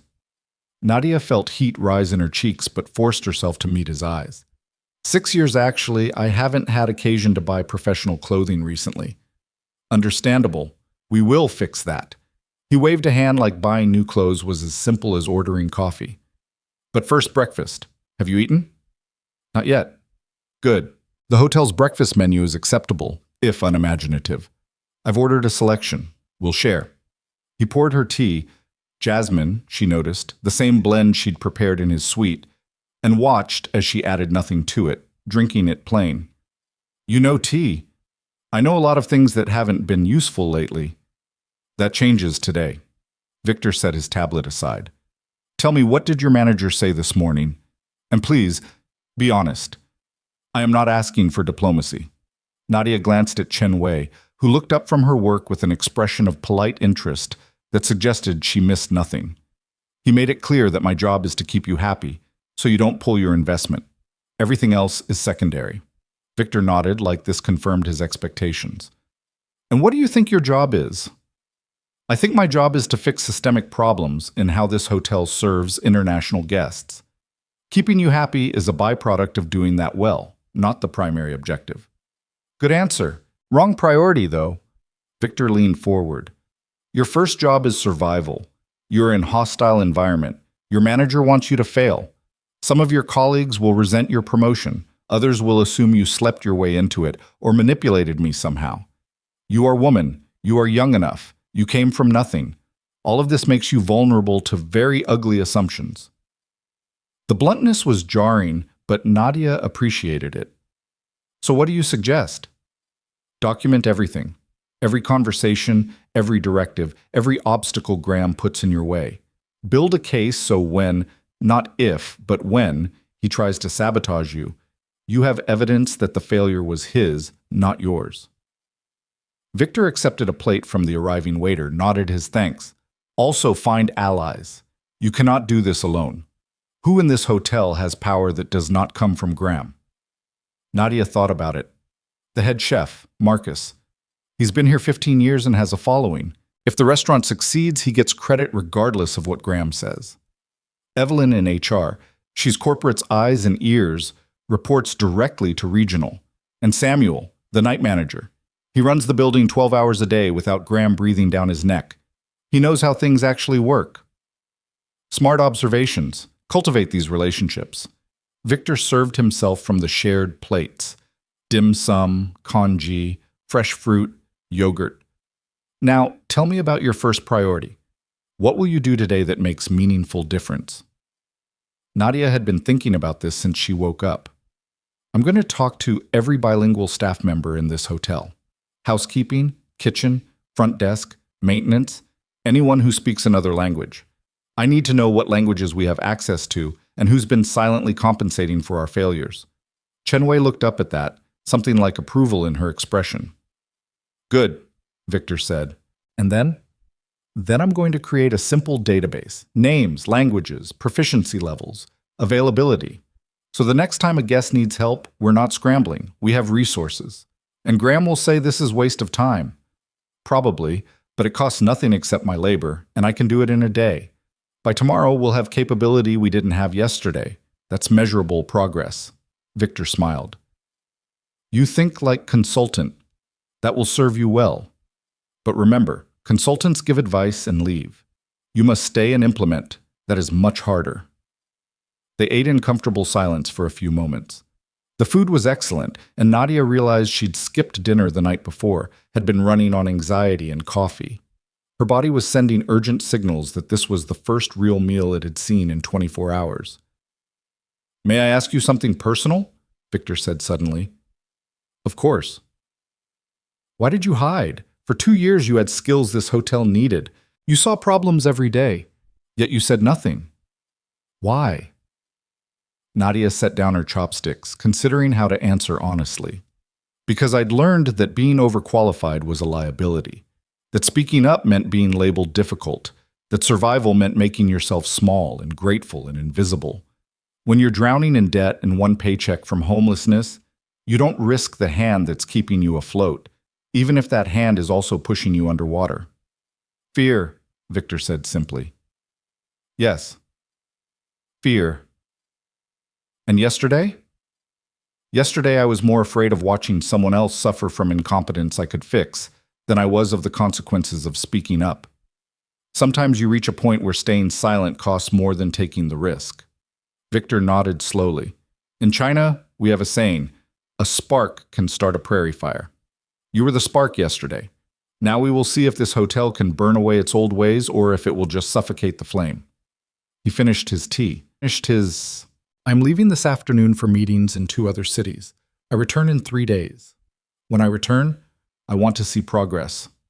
Not perfection, progress. Show me this hotel is capable of change. Show me you are capable of leading it. I will. And Ms. Brooks, spend some of your new salary on proper professional wardrobe. I respect your circumstances, but you represent my investment now. Dress like you belong in rooms where decisions are made. He stood, and Chenwei immediately gathered their things. Oh, and one more thing. Your office, the storage closet with no windows. That is unacceptable. I will mention this to corporate. A director should have space that reflects her importance. Before Nadia could respond, they were gone. moving through the restaurant with the efficiency of people accustomed to controlling their environment. She sat alone at the table, surrounded by the remains of breakfast, feeling like she'd just been through a very civilized interrogation that doubled as a mentorship session. Her phone buzzed. Text from Graham. "Where are you?" She typed back, "Breakfast meeting with Mr. Liang as requested." The response came instantly. I said, "Copy me on communications." This was a breakfast invitation, not a business communication. "Would you like me to copy you on what I ate?" She regretted it immediately. Too sarcastic, too confrontational. But she also didn't take it back. If Graham was going to make this a war, she needed to stop apologizing for taking up space. No response came, which was somehow worse than anger would have been. Nadia spent the rest of the morning doing exactly what she'd told Victor she would, tracking down every staff member whose personnel file indicated language skills beyond English. She found Maria first, who nearly cried when Nadia explained what she was doing. "You're going to make us visible," Maria said in Spanish, her native language. All this time, they never asked who spoke what. They just assumed. "I'm asking now," Nadia replied in the same language, "and I'm going to make sure those skills are recognized and compensated." She found Dmitry in maintenance, who spoke Russian and Ukrainian. He laughed bitterly when she asked why he'd never mentioned it. "I mentioned an interview 3 years ago. They wrote it down, never asked again. What's the point?" She found Yuki in the restaurant, who spoke Japanese and some Korean. "Guest services always sends Japanese guests to me because I look Asian," Yuki said flatly. "Never asked if I actually spoke Japanese. Just assumed, and never offered extra pay for essentially doing translator work on top of serving tables." By lunch, Nadia had identified 15 staff members with functional proficiency in 17 different languages. 15 people who'd have been compensating for the hotel's failures, smoothing over misunderstandings, quietly fixing problems that management didn't even know existed. Invisible labor by invisible people. She created a simple spreadsheet: names, languages, proficiency self-assessment, current role, willingness to take on guest services support. Then she drafted a memo proposing a language stipend program, $50 extra per paycheck for staff who made themselves available for guest communication support, with higher compensation for complex business or technical translation. The cost would be minimal, maybe $6,000 a year. The return would be immeasurable, but it would require Graham's approval because it was over $500. She found him in his office, still radiating cold anger from their earlier text exchange. "I need budget approval," she said without preamble, handing him a printed copy of her proposal. Graham read it, his expression darkening with each line. "You want to pay housekeepers and busboys to talk to guests? That's what front desk is for." Front desk speaks English and marginal Spanish. These staff members speak 17 languages. They've been doing this work already. I'm proposing we actually recognize and compensate it. "No." "It's $6,000. I said no. This sets a precedent that every special skill deserves extra pay. What's next? Paying housekeepers more because they're good at organizing? Paying kitchen staff more because they can plate food attractively?" Graham tossed the proposal back at her. "You want to play manager, fine, but not with my budget." "It's not your budget. It's the hotel's budget, allocated to my department for exactly this kind of initiative. And I have final approval over expenditures, which I'm denying. Find another solution." Nadia picked up her proposal, her hands shaking with anger she couldn't quite suppress. "You're going to sabotage every initiative I propose, aren't you? Doesn't matter if it's good for the hotel. You just can't stand that someone else had an idea." "I'm maintaining fiscal responsibility in the face of naive idealism from someone who was scrubbing toilets 48 hours ago." Graham's voice was ice. "You're not a consultant anymore, Nadia. You're not in a position to spend money we don't have on feel-good programs that won't move the needle on revenue. Guest satisfaction moves the needle on revenue. International guest retention moves the needle on revenue. Word-of-mouth reputation in markets we've been ignoring moves the needle. Get out of my office." They stared at each other across the desk, the air thick with everything they weren't saying: his resentment, her determination, the power imbalance that said he could fire her, but she could call Victor Liang, the corporate backing she had that undermined his authority just by existing. "I'm documenting this conversation," Nadia said quietly. "The proposal, your rejection, your reasoning. For my quarterly report to corporate, Associate Corporate, and Mr. Liang's team. Document whatever you want. I'm still your supervisor, and you're still subject to my decisions. Nadia walked out before she said something that would end this fight in a way neither of them could walk back from. In the hallway, she leaned against the wall and closed her eyes, trying to slow her racing heart. This was day one. Just day one. And she already felt like she was trying to push a boulder uphill while Graham poured oil on the slope. Her phone rang. Evelyn from HR. Nadia, can you come to my office? There's something we need to discuss. The HR office was on the ground floor, tucked into a corner that suggested the department was an afterthought rather than a priority. Evelyn was in her 50s, sharp-eyed, with the particular wariness of someone who'd survived multiple regime changes and knew how to read political weather. Close the door, Evelyn said, gesturing to a chair. I hear you're having a challenging first day. Word travels fast. Walls are thin, and Graham's not quiet when he's angry. Evelyn leaned back in her chair. I want to help you, but I need to understand what you're trying to do here. Because from where I'm sitting, you've made an enemy of your direct supervisor on your first day, and that's not a sustainable strategy. Nadia laid out her proposal, explaining the language stipend program, the untapped resources already on staff, the minimal cost for maximum impact. Evelyn listened without interrupting, taking notes occasionally. Graham's right about one thing, Evelyn said when Nadia finished. This does set a precedent, but he's wrong about it being a bad precedent. We should be recognizing special skills. We should be incentivizing bilingual capability, but we can't do it as a budget line item that requires his approval. Then how? Make it part of the job descriptions. Create a new role, guest experience ambassador. That's essentially what these staff members already do, but formalized. Same pay as their current roles, but with the language work built into expectations. Then, when we do annual raises, those positions get preference because they have expanded responsibilities. That doesn't give them immediate recognition or compensation, Nadia pointed out. No, but it protects them from Graham's interference and sets up a structure that outlasts both of you. You're thinking short-term because you need wins. I'm thinking long-term because I need sustainable change. Evelyn pulled out a form. Let me draft new position descriptions. You identify which staff members you want to transition. We'll present it to Graham as operational restructuring, not a new program. He can't refuse to let people do their existing jobs with clearer titles. It was compromise, not victory. It was slower than Nadia wanted, but it was something. Thank you, Nadia said. Don't thank me yet. Graham's going to be furious when he realizes what we're doing, but at least this way, he can't say you went around him. You're just clarifying roles that already exist. Evelyn's expression softened slightly. Nadia, I'm going to give you some advice. You're smart, you're capable, and you're absolutely right about what this hotel needs. But you're also a threat to everyone who's been coasting on incompetence for years. That makes you dangerous. Watch your back, document everything, and for God's sake find allies who have power Graham can't touch, because he will come for you the second he thinks he can get away with it. Victor Liang is a guest who will leave. Corporate backing is great until the next quarterly report makes them nervous. You need people here, in this building, who will stand with you when things get ugly. Evelyn handed her the draft position descriptions. Start with the people whose lives you're actively improving. They'll remember who fought for them. Nadia took the documents and walked back to her windowless office, feeling like she'd aged a decade in 6 hours.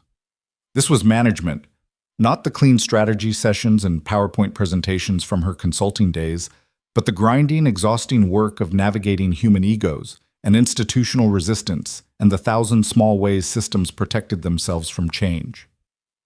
Her desk phone rang again. This time it was Samuel, the night manager she'd mentally identified as a potential ally. Heard you had a rough morning with Graham. Samuel's voice was warm, amused. Welcome to management. It's all politics and budget fights from here on out. How did you... Evelyn called me. Said you might need someone to explain how things actually work around here, as opposed to how they're supposed to work. A pause. You free tonight around 11? I'll buy you terrible coffee from the lobby machine and tell you who actually runs this place. Hint, it's not Graham. I'll be there, Nadia said. She spent the afternoon working through the data Graham had given her, pulling out patterns. Identifying opportunities. International guests had lower satisfaction scores than domestic guests across every category. Complaints clustered around communication issues, cultural misunderstandings, and service that felt impersonal. But repeat bookings were also slightly higher for international guests when they rated their stay positively, suggesting that getting it right created loyalty. By 6 p.m., her eyes burned from staring at her laptop screen under fluorescent lights, and she'd consumed so much coffee that her hand shook. But she had the skeleton of a presentation: problems identified, solutions proposed, metrics for measuring success. She also had 17 missed calls from Graham, each one logged but not returned. Let him stew. At 11, she found Samuel in the lobby, which had transformed into its nighttime identity: dimmer lighting, quieter energy, the skeleton crew that kept the hotel running while most people slept. Samuel was tall, maybe 60, with silver hair and the kind of calm competence that came from decades of handling emergencies without panic. He handed her a cup of coffee that was indeed terrible, and they sat in the lobby bar's corner booth where they could see everything but be relatively private. "So," Samuel said, "you've discovered that Graham is a petty tyrant who treats change like personal insult." That's one way to put it. Here's what you need to understand. Graham has been general manager for 5 years. In that time, occupancy has dropped 16%, revenue has declined 9%, and staff turnover has increased 23%. He should have been fired 2 years ago, but he's got friends in corporate. Specifically, he's related by marriage to someone on the board. So he survives despite being mediocre at his job. Nadia absorbed this. Then why did corporate back Victor's demands? If Graham's protected, because $50 million is bigger than family connections, and because the board member who protected Graham just retired, his influence is fading. Samuel sipped his coffee, made a face. Why do we drink this poison? Anyway, Graham knows his position is weaker than it looks. That's why he's so threatened by you. You're visible proof that he's incompetent. Every success you have is evidence that he failed to see value right in front of him. So what do I do? Exactly what you're doing. Build your own base of support. Make yourself invaluable to people Graham can't control. Guests like Liang, corporate leadership, staff who benefit from your changes. And document every time he obstructs you, because eventually you'll need that evidence. They talked for another hour.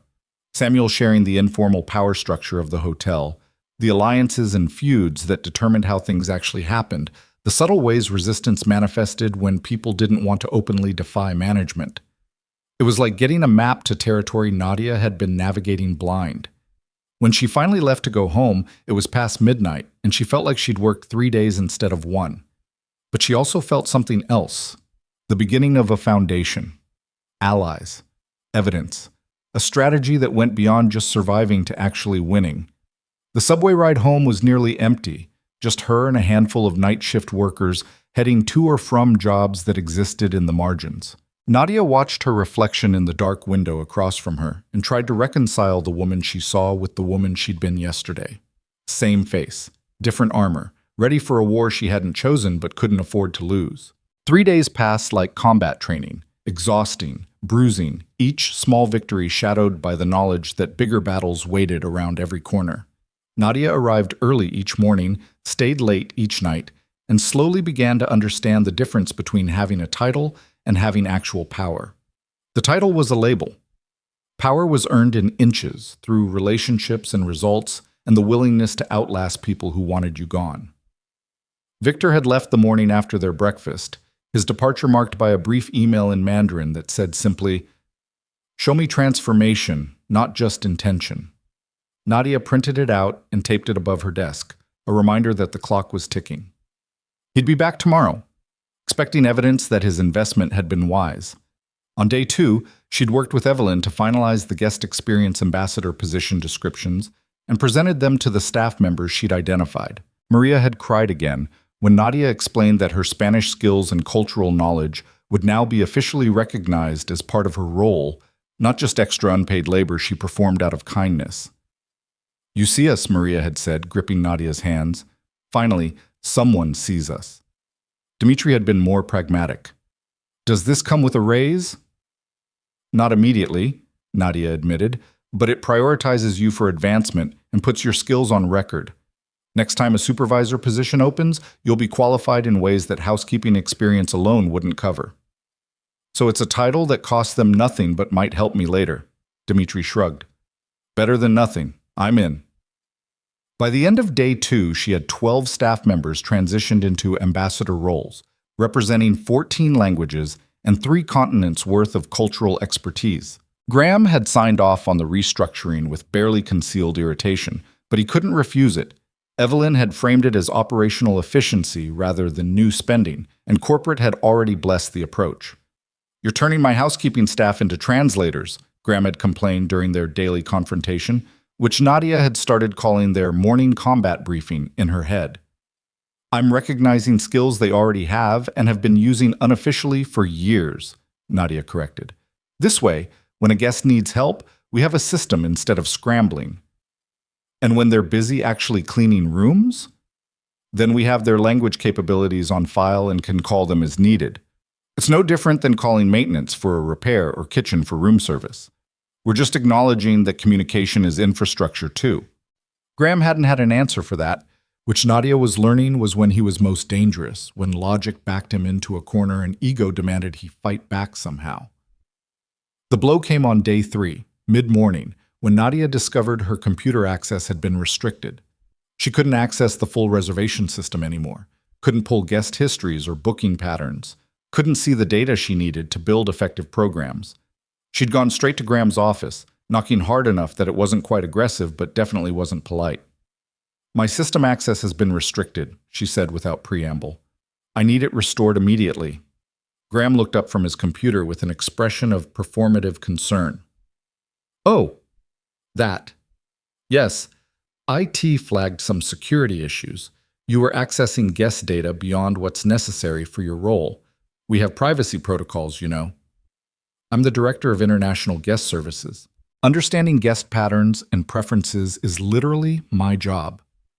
Your job is to help guests when they need translation or cultural support. You don't need access to every guest booking history for that." Graham leaned back in his chair. "I've authorized limited access. You can see current guests who've indicated language preferences or international origin. That should be sufficient." It was sabotage, pure and simple. Without historical data, Nadia couldn't identify trends, couldn't build targeted programs, couldn't demonstrate ROI on initiatives. Graham had just kneecapped her ability to do strategic work, forcing her into a purely reactive role. "This is obstruction," Nadia said, her voice tight with controlled anger. "This is protocol. If you have concerns, you're welcome to file a formal complaint with HR." His smile was thin and satisfied. "I'm sure Evelyn would be happy to investigate."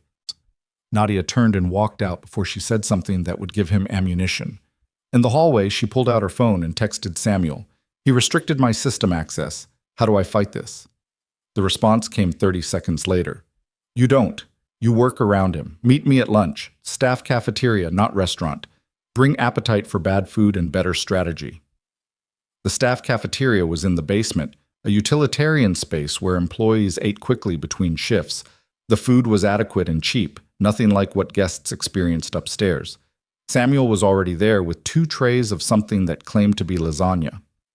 "He's cutting off your resources," Samuel said as Nadia sat down. "Classic move.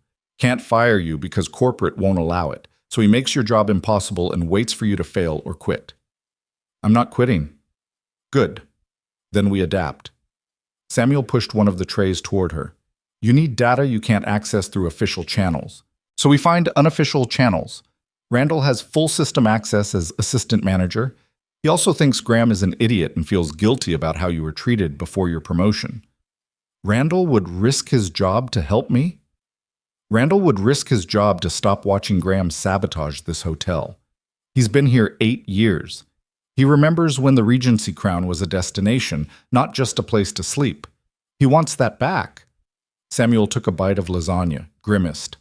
"Also, his partner is Chinese. They've been planning a trip to Beijing for their anniversary, and guess who he now knows speaks fluent Mandarin and might be willing to teach him useful phrases." Nadia almost smiled. "That's manipulative." "That's management. You're not just building programs, Nadia. You're building alliances. Every person you help becomes someone who has a reason to help you back." Samuel pulled out his phone and showed her a spreadsheet.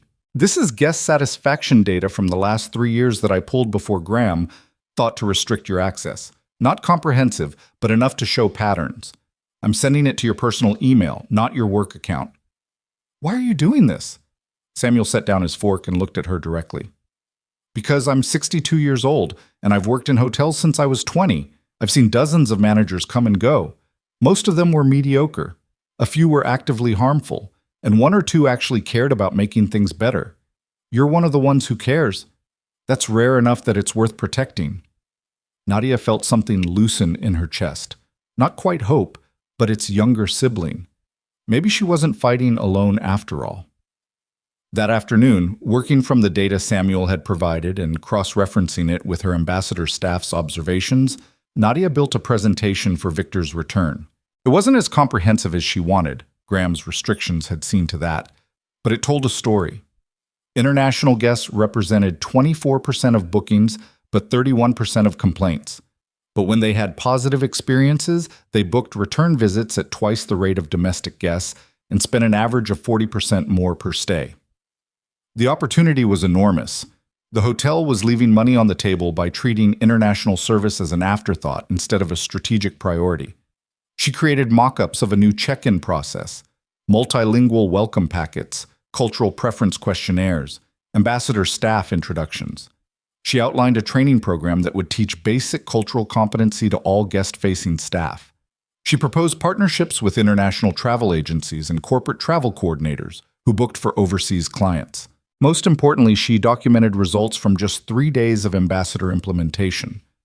7 guest service recoveries that would have otherwise become complaints, 3 spontaneous positive reviews mentioning staff who helped with language barriers, and 1 corporate client who extended their booking by 2 days specifically because someone here finally understands how to make our team comfortable. It wasn't transformation yet, but it was proof that transformation was possible. On the evening of day 3, as Nadia was preparing to leave, her desk phone rang. Unknown extension. Ms. Brooks, this is Chen Wei calling on behalf of Mr. Liang. The voice was crisp, professional, but not unfriendly. Mr. Liang returns tomorrow at 10 a.m. He would like to meet with you at 11. Please bring evidence of progress. He will have questions. I'll be ready. Good. Also, off the record, he's been monitoring social media mentions of the hotel. He's seen the reviews mentioning helpful staff and improved international service. He's pleased but withholding judgment. Don't disappoint him tomorrow. The call ended before Nadia could respond. She sat in her windowless office, fluorescent lights humming overhead, and felt the weight of everything settle on her shoulders. Tomorrow. Victor would be back tomorrow, and she'd have to prove that 3 days had been enough to start turning a ship that had been drifting off course for years. She worked until midnight, polishing her presentation, anticipating questions, building backup arguments for every claim she made. When she finally took the subway home, the car was empty except for her and a man sleeping across 3 seats. The city outside was dark and anonymous, and Nadia let herself feel the exhaustion she'd been pushing away for 72 hours. Her phone buzzed. Text from Maria. Whatever happens tomorrow, you already changed things here. We see it. Thank you. Another text. This one from Dmitry. Guest in 412 needed Russian translation tonight. They called me directly using the new ambassador system. First time in 3 years anyone officially acknowledged I could help. Felt good. Another from Yuki. Japanese businessman told me this was first U.S. hotel where he didn't feel like a burden. Thought you should know. Nadia read the messages on the subway platform, tears blurring her vision in the fluorescent light. This was why it mattered, not the title or the salary or even proving Graham wrong. This, making invisible people visible, giving them tools to help others, creating small moments of dignity where there had been only frustration. She climbed the stairs to her apartment building, unlocked her door, and sat down at her small table with her laptop. One more thing to do before she could sleep. She opened a new email addressed to Victor Liang and Chen Wei, copied corporate leadership, and wrote, "Tomorrow I will present data on our initial progress, but numbers alone won't tell you what's changed. Talk to the staff. Ask them if they feel seen. Ask them if they have tools they didn't have a week ago. Ask them if they believe this hotel is becoming a place where their skills matter. That's the transformation you asked for. Not perfect, not complete, but real. And if that's not enough yet, I'll keep working until it is. She hit send before she could second-guess the tone. Then she closed her laptop, changed into pajamas, and collapsed into bed with her mind still spinning through tomorrow's possibilities. Sleep came slowly, populated by dreams of presentations that fell apart, and boardrooms where she forgot how to speak, and Graham's satisfied smile as security escorted her out. But also dreams of Maria laughing, of Dmitri standing taller, of guests discovering that the world was less lonely when someone spoke their language. Morning came too early and too bright. Nadia showered, dressed in her 6-year-old suit that now felt like armor instead of shame, and caught the early subway to give herself time to prepare. The hotel lobby was quiet at 7 a.m., the overnight crew finishing their shifts, day staff beginning theirs. She saw Samuel near the concierge desk, and he gave her a small nod of encouragement. Her office felt different today, less like a closet, more like a bunker where she'd built something defensible. Her presentation was loaded on her laptop. Her notes were organized. Her evidence was solid. She was as ready as she could be. At 10:15, she saw Victor's SUV pull up to the entrance. Watched him emerge with Chen Wei and 2 other associates, all of them moving with the confident efficiency of people who had places to be and expectations to enforce. Victor glanced around the lobby, registered details. The new multilingual welcome sign Nadia had ordered. The ambassador's staff badges that identified language capabilities. The subtle changes that most people wouldn't notice, but someone looking for them would see immediately. At 11 exactly, Nadia knocked on the door of the same conference room where this had all started 4 days ago. A lifetime ago. "Come," Victor's voice called. She walked in carrying her laptop and a confidence she mostly didn't feel. Victor sat at the head of the table again, Chen Wei beside him, the 2 associates flanking them. Graham was there too, positioned like he was supervising, but looking nervous in a way that almost made Nadia feel sorry for him. Almost. "Ms. Brooks," Victor greeted her. "Please, sit. Show us what you've built." Nadia opened her laptop and connected to the room's display screen. Her presentation filled the wall, clean, professional, heavy on data because Victor respected numbers, but also sprinkled with human stories because numbers without context were just noise. She talked for 20 minutes, walking them through the ambassador program implementation, the guest service recoveries, the social media response, the beginnings of cultural competency training. She showed them the cost-benefit analysis. Minimal investment for measurable improvement in guest satisfaction among their highest spending demographic. Chen Wei asked sharp questions about scalability and sustainability. One of the associates challenged her satisfaction metrics as too short-term. Victor mostly listened, his expression unreadable behind his glasses. When Nadia finished, there was silence in the room. Graham looked like he wanted to add something, probably to minimize her accomplishments. But Victor raised a hand before he could speak. "Mr. Whitlock, you may leave. I wish to speak with Miss Brooks privately." Graham's face went through several interesting colors. "I'm the general manager. I should be present for any discussions about hotel operations." "You should be many things you are not," Victor said mildly. "I am asking you to leave, unless you would like me to make it a requirement instead of a request." Graham stood stiffly, shot Nadia a look that promised future consequences, and walked out. The door closed behind him with a sharp click. Victor waited a beat, then 2, letting the silence extend until it was almost uncomfortable. Then he smiled. "Good work, Miss Brooks. Not excellent yet, but good. You have done in 4 days what should have taken 2 weeks. This tells me you are hungry. Hungry people work hard. But also," he leaned forward, "hungry people sometimes eat too fast and make themselves sick. How are you managing the pressure?" It was such an unexpected question that Nadia answered honestly. "Barely. I'm exhausted. My direct supervisor is actively sabotaging me. I'm learning as I go and terrified I'll make a mistake that destroys everything. But I'm still here, still fighting." "Good. Honest answer." Victor looked at Chen Wei, who nodded slightly. "I am approving phase 1 of my investment, $5 million over the next year, with specific allocation for your department. You will have budget autonomy for cultural programming, training, and ambassador compensation." Mr. Whitlock will not have approval authority over your expenditures. That will come from corporate and my team directly. Nadia felt dizzy. Thank you. Do not thank me yet. This comes with conditions. First, you will hire an assistant, someone bilingual, preferably with hotel experience, who can help you scale these programs. Chen Wei has a candidate if you need one. Second, you will implement comprehensive training for all guest-facing staff within 90 days. Not basic smile-at-everyone training. Real cultural competency. Third, you will develop metrics for measuring international guest satisfaction separately from general satisfaction, and you will report on these monthly. I can do that. Yes, I believe you can. But fourth condition is more difficult. Victor's expression became serious. You will stop trying to work with Mr. Whitlock and start working around him. He is obstacle, not partner. As long as you pretend otherwise, you waste energy on politics that could be spent on progress.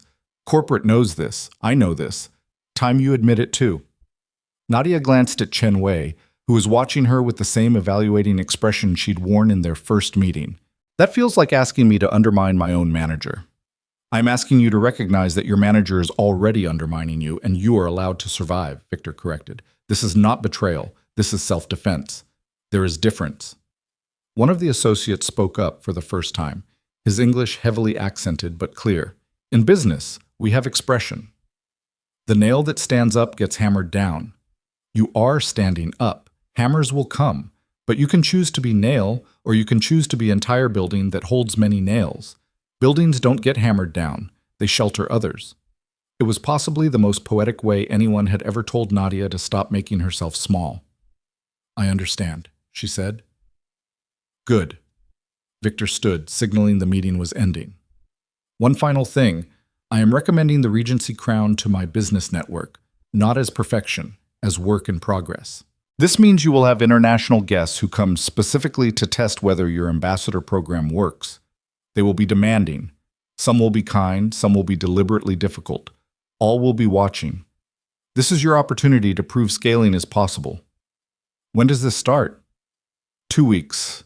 Chen Wei will send details. He walked toward the door, then paused. Ms. Brooks, you asked me once why someone qualified like you ended up cleaning rooms. I think now you are asking yourself why someone qualified like you is only now being seen. The answer is same for both questions. The world is very good at not seeing people. Your job is to make seeing impossible to avoid. For yourself, for your staff, for every guest who walks through that door feeling invisible. Do this, and the money will follow. Fail, and no amount of money will save you. He left, his team following, leaving Nadia alone in the conference room with her presentation still glowing on the screen and her heart hammering in her chest. $5 million. Budget autonomy, direct corporate support, an assistant, a mandate to build something real. And Graham Whitlock, somewhere in this building, probably planning how to destroy everything she'd just been given. Nadia closed her laptop and walked back to her windowless office, but the walls didn't feel quite as confining anymore. She had resources now, allies, proof that transformation wasn't just a dream, but an actual, measurable reality. Her phone buzzed with a text from Evelyn. Heard Victor approved funding. Congratulations. Also heard Graham punched a wall in his office. Careful, wounded animals are dangerous. Another text from Samuel. You survived your trial by fire. Now comes the actual work. Welcome to management. It's terrible and wonderful, mostly terrible, but sometimes wonderful. Nadia sat down at her salvaged desk and opened her email. Already there were 53 new messages, guest inquiries forwarded from front desk, corporate congratulations, training vendors pitching services, Chen Wei's promised candidate information, and one from Graham with the subject line, "We need to talk." She ignored Graham's email and started working through the others, building her task list, prioritizing, planning. Somewhere above her, the hotel hummed with its daily operations. Hundreds of people working, thousands of small interactions, the complex machinery of hospitality that most guests never saw. But Nadia saw it now, saw it completely. And she was going to make sure that everyone working in that machinery got seen too, their skills, their humanity, their worth. One person at a time, one program at a time, one moment of dignity at a time. The invisible girl was gone. The woman building something that mattered had taken her place. And she wasn't going anywhere. Part Pham, Louis. Viết 6 màn, 65% từ liên kết liền mạch với các phần trước trong câu chuyện, pha hội thoại tạo thành một câu chuyện liền mạch khi ghép lại. Mỗi phần liền mạch với phần trước, không giới thiệu lại câu chuyện ở đầu phần mới, liên kết các phần của câu chuyện một cách liền mạch, sử dụng câu chuyện tiếp giữa các phần. Duy trì chủ đề, tránh ngắt quãng đột ngột, không sử dụng gạch đầu dòng hoặc tiêu đề phụ, phong cách kể chuyện Mỹ, Hoa Kỳ, giống văn giàu cảm xúc. Kể theo ngôi thứ 3, giữ đồ kịch tính không viết lan man, phần 5 giải quyết hết vấn đề và kết thúc trọn vẹn câu chuyện. Lưu ý trả lời trong mục tin nhắn không nhảy sang document 1042 PR Nam. The email from Graham sat in Nadia's inbox like a coiled snake. The subject line, "We need to talk," pulsing with implied threat every time she glanced at her screen. She let it sit unanswered while she worked through the afternoon, responding to corporate congratulations, reviewing Chen Wei's candidate information, and drafting a preliminary budget allocation for Victor's $5 million investment. But the email's presence nagged at her, a splinter she'd have to remove eventually, no matter how much it would hurt. At 4:30, her desk phone rang. Graham's extension. "My office. Now." He hung up before she could respond. Nadia saved her work, closed her laptop, and took the stairs slowly, using the physical movement to prepare herself mentally. She'd survived his sabotage, had secured funding he couldn't touch, had corporate and Victor Liang's explicit backing. Graham's power over her should have been diminished, but wounded animals were dangerous, as Evelyn had warned, and Graham had spent the entire day watching his authority erode in real time. His office door was closed. She knocked once and entered without waiting for permission, a small power move, but these days she was learning that power existed in accumulated small gestures, not grand pronouncements. Graham sat behind his desk, and for the first time since she'd met him, he looked genuinely tired. The performance of authority had slipped, revealing something rawer underneath. A middle-aged man watching his career slip sideways while someone he'd dismissed as irrelevant lapped him. "Sit," he said, and there was less command in his voice than resignation. Nadia sat but kept her posture alert, ready to stand and leave if this became another pointless confrontation. $5 million, Graham said flatly. Victor Liang just committed $5 million to a department that didn't exist a week ago, run by someone who was cleaning toilets 10 days ago. Do you have any idea how that makes me look? Like you didn't recognize an asset when it was standing in front of you, Nadia said quietly. But that's not my problem to solve, Graham. That's yours. It becomes your problem when I'm your direct supervisor and you need my cooperation to implement any of these grand plans you've sold to Liang. Graham leaned forward. You think corporate backing makes you untouchable? You think one investor's approval means you can ignore the chain of command? I think Victor specifically structured his funding so you couldn't interfere with my budget authority, Nadia countered. And I think corporate made it clear that obstructing this initiative would reflect poorly on your performance reviews. So no, I don't think I'm untouchable. I think I'm finally playing on level ground instead of working uphill against artificial barriers. Graham's jaw tightened. You're making an enemy of someone who could have been an ally. You made yourself my enemy the morning you told Randall I didn't fit the aesthetic you wanted to project, Nadia said, and watched his face register that she knew about that conversation. You made yourself my enemy every time you restricted my access, denied reasonable requests, and treated my success as a personal insult. I didn't create this dynamic, Graham. I'm just refusing to pretend it doesn't exist. Silence stretched between them, thick with everything they'd been dancing around for days. Finally, Graham spoke, and his voice had shifted from aggression to something more complicated.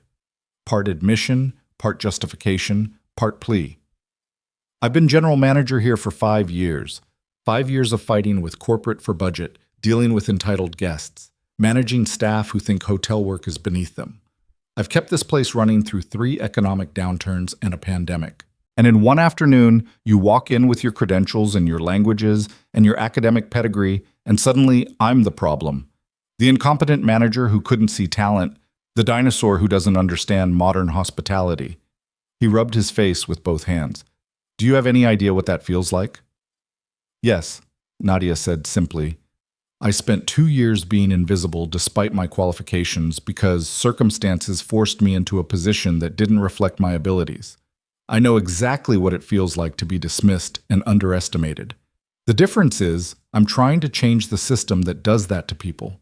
You're trying to protect it because it gave you power. I'm trying to survive, Graham shot back. Same as you. No, you're trying to maintain control. Those are different things. Nadia leaned forward. Here's what I don't understand, Graham. This initiative makes the hotel better. It increases guest satisfaction, creates competitive advantage, opens new revenue streams. Everything I'm doing helps your performance metrics. Why are you fighting me instead of taking credit for enabling innovation in your department? Graham laughed, a bitter sound. Because it's not innovation I enabled. It's failure I exposed. Every success you have proves I should have done this years ago. Corporate sees that. Victor sees that. You think they're going to credit me for fixing problems I created through negligence? And there it was, the core of Graham's resistance. Not that Nadia was succeeding, but that her success highlighted his failures.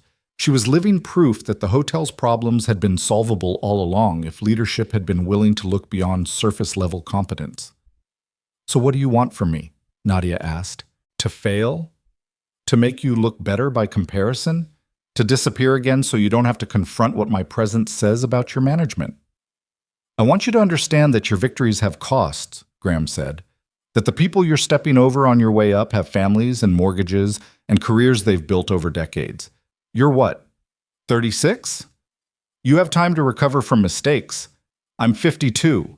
If corporate decides I'm dead weight because some hotshot consultant turned housekeeper made me look incompetent, where do I go? Who hires a failed general manager with no relevant skills for a changing industry? For the first time, Nadia felt something other than anger toward Graham. Not sympathy exactly, but recognition of shared fear. They were both terrified of becoming disposable. The difference was how they responded to that fear. I'm not trying to get you fired, Nadia said carefully. But I'm also not going to sabotage my own work to protect your ego. If corporate decides your performance is inadequate, that's between you and them. My job is to build effective international guest services. That's it.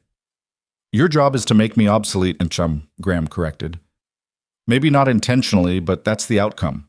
Every program you implement successfully is evidence I should have implemented it. Every problem you solve is a problem I ignored. You're not just building a department, Nadia. You're building my replacement.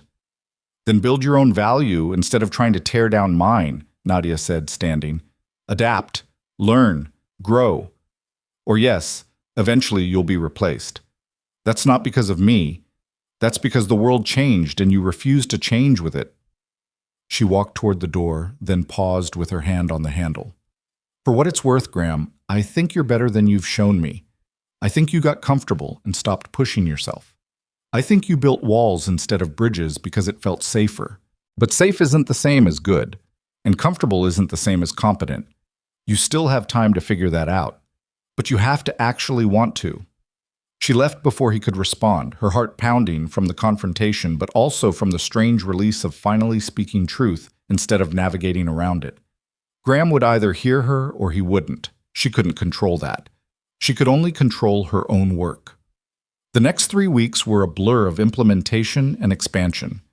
Chenwei's recommended candidate turned out to be a young woman named Lin, 28 years old, fluent in Mandarin, Cantonese, and English, with a degree in hospitality management from Hong Kong and 3 years' experience in international hotel operations.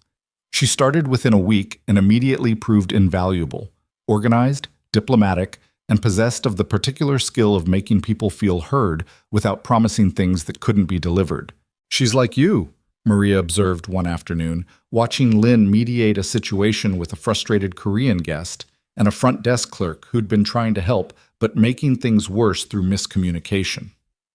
She sees the invisible part of problems, the feelings underneath the words. Together, Nadia and Lin built training modules for cultural competency. Not generic diversity presentations, but practical frameworks for understanding different communication styles, business customs, and hospitality expectations across cultures. They started with front desk and concierge staff, 8 people who volunteered for the pilot program. The training took 4 hours over 2 sessions, and Nadia watched something shift in how participants talked about international guests afterward. I never realized that what I thought was rudeness was actually just different directness norms, one concierge admitted during the feedback session. When guests from Germany or Netherlands would tell me directly that something wasn't working, I took it as criticism, but for them, that's just efficient communication. Now I can respond to what they're actually saying instead of getting defensive about how they're saying it. The ambassador program expanded as word spread among staff. Nadia discovered that one of the kitchen porters spoke Arabic, that a maintenance worker was fluent in Polish and Czech, that a night auditor had grown up speaking Portuguese in Brazil. Each discovery felt like uncovering buried treasure, resources that had been there all along, invisible because no one had thought to look. Guest satisfaction scores for international visitors started climbing, not dramatically yet, but consistently. Complaints about communication dropped by 18% in the first month. Return bookings from international corporate clients increased. And crucially, the reviews started changing. Guests mentioned staff by name, thanked specific ambassadors for making their stays easier, praised the hotel for understanding their needs. Victor sent 2 test guests in week 3. Business associates traveling from Shanghai who spoke minimal English and had been instructed to present complex requests involving dietary restrictions, business center needs, and cultural preferences for room arrangement. Lynn and 2 ambassador staff members handled everything flawlessly. The test guests reported back to Victor that their experience at the Regency Crown exceeded what they'd received at properties costing twice as much per night. But success brought its own complications. The ambassador program's visibility meant other staff members started noticing that multilingual skills were being recognized and compensated, while their own specialized abilities remained invisible. A bellhop approached Nadia one afternoon with a question that wasn't really a question. So if speaking Chinese gets people promoted to ambassador roles, what about those of us who've worked here longer but only speak English? Are we just less valuable now? It was a fair challenge, and Nadia had been expecting it. You're not less valuable, but we were systemically undervaluing multilingual capability, and that needed correction. If you have specialized skills that aren't being recognized, anything from technical expertise to crisis management to deep knowledge of the city, I want to hear about it. The ambassador program is just the beginning. The goal is to see everyone's full contribution, not just language skills. The conversation spread, and within days, Nadia had staff members approaching her with all kinds of hidden expertise, a housekeeper who'd been a nurse in her home country and could handle medical emergencies, a valet who was a certified mechanic and had been quietly fixing guest car problems without telling management, a front desk clerk who was a trained sommelier and had been giving wine recommendations off the clock. "You've opened a door," Evelyn told her during one of their regular check-ins, "and now everyone wants to walk through it. That's good, but it's also complicated. You can't recognize and compensate every skill, or labor costs will explode. You need to be strategic about which capabilities serve the hotel's core mission." Nadia spent a weekend building a framework, criteria for determining which skills created measurable value for guests, which ones improved operational efficiency, which ones enhanced the hotel's competitive positioning. It wasn't perfect, but it was systematic, defensible, and most importantly, it created a path for staff to be seen beyond their job titles. Graham watched all of this from a distance, his resistance gradually shifting from active sabotage to cold observation. He stopped restricting her access, stopped denying her requests, stopped attending meetings where she presented to corporate. It was like he'd decided that if he couldn't fight her successfully, he'd simply absent himself from the battlefield entirely. "He's updating his resume," Samuel told Nadia one evening. "I've seen him taking calls in his car, having lunch meetings with people from other hotel chains. He's looking for an exit." "Should I feel guilty about that?" Nadia asked. "Only if you think protecting someone's comfortable mediocrity is more important than building something better. You didn't fire him. You didn't even try to get him fired. You just did your job well, and it exposed the fact that he wasn't doing his. That's on him, not you." In week 5, corporate sent a team for a site evaluation, the kind of visit that happened before major decisions about leadership or investment. They spent 3 days interviewing staff, reviewing metrics, observing operations, and meeting with Victor's team to assess the partnership's viability. Nadia was interviewed twice, once by a senior VP who asked about her programs, and once by someone from HR who asked carefully worded questions about her working relationship with Graham. "He's been professional," Nadia said, choosing her words precisely. "We have different management philosophies, but he's given me the autonomy to build my department according to the parameters Victor Liang required." It was technically true, if you didn't count all the ways Graham had tried to undermine her until corporate backing made resistance too costly. On the final day of the evaluation, Nadia was called to a meeting in the hotel's executive boardroom, a space she'd never entered before, wood-paneled and intimidating, with a view of the city that seemed designed to remind people of how high they were and how far they could fall. Robert Chen, the senior VP who'd called Graham after Victor's ultimatum, sat at the head of the table. Graham was there, looking wary, Evelyn from HR, Samuel, surprisingly, representing operational management, and two corporate executives Nadia didn't recognize. "Ms. Brooks, thank you for joining us," Robert began. "We've completed our evaluation, and we'd like to share some decisions that affect your department and the hotel's strategic direction." Nadia's stomach clenched. This was it. Either validation or the moment everything she'd built came apart. First, we're extending Victor Liang's investment to the full $50 million over 5 years, effective immediately. His satisfaction with the partnership's first phase exceeded expectations, and his network is already generating referrals. Your ambassador program and cultural competency initiatives are being held up as models for implementation across our other properties. Relief flooded through Nadia, but Robert wasn't finished. Second, we're restructuring leadership at the Regency Crown. Graham Whitlock has accepted a position at our property in Phoenix, a smaller operation where his operational expertise will be valuable in stabilizing their recent management challenges. This is effective in 30 days. Graham's face was carefully neutral, but Nadia saw the tightness around his eyes. This was a lateral move at best, possibly a demotion disguised as an opportunity. Phoenix meant leaving his network, starting over, admitting defeat without calling it that. Third, we're promoting Samuel Torres to interim general manager during our search for permanent leadership. Samuel's institutional knowledge and his effective collaboration with your department make him the logical choice. Samuel caught Nadia's eye across the table and gave the smallest nod. This had been planned, but he'd kept it quiet to avoid complicating her work with political speculation. And fourth, Robert said, looking directly at Nadia, we're expanding your role. You're now Senior Director of Guest Experience Innovation, with responsibility not just for international services, but for guest experience strategy across all demographics. Your department budget is tripling. You'll report directly to regional leadership rather than to the general manager, and you'll be consulting with our other properties to help them implement similar programs. The room spun slightly. Senior Director. Regional responsibility. Consulting role. This was beyond anything she'd imagined when she'd stepped forward to help Victor Liang 4 weeks ago. Thank you. I'm honored, Nadia managed. Don't be honored yet, Robert said with a slight smile. Be prepared. This is significantly more responsibility, more visibility, and more pressure. You'll have people gunning for you at every property you visit. People who think you're corporate's golden child getting opportunities they've earned through seniority. You'll have to prove yourself over and over again. And you'll have to do it while maintaining the programs you've built here, because the Regency Crown is now our flagship for international hospitality excellence. If this property fails, the entire initiative loses credibility. I understand. Do you?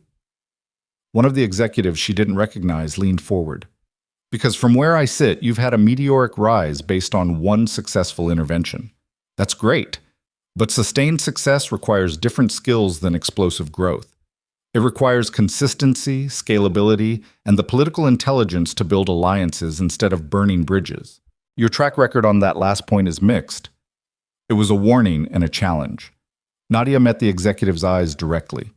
I've burned exactly one bridge, with a manager who was actively sabotaging necessary change. Every other relationship I've built has been collaborative. My ambassador staff trust me.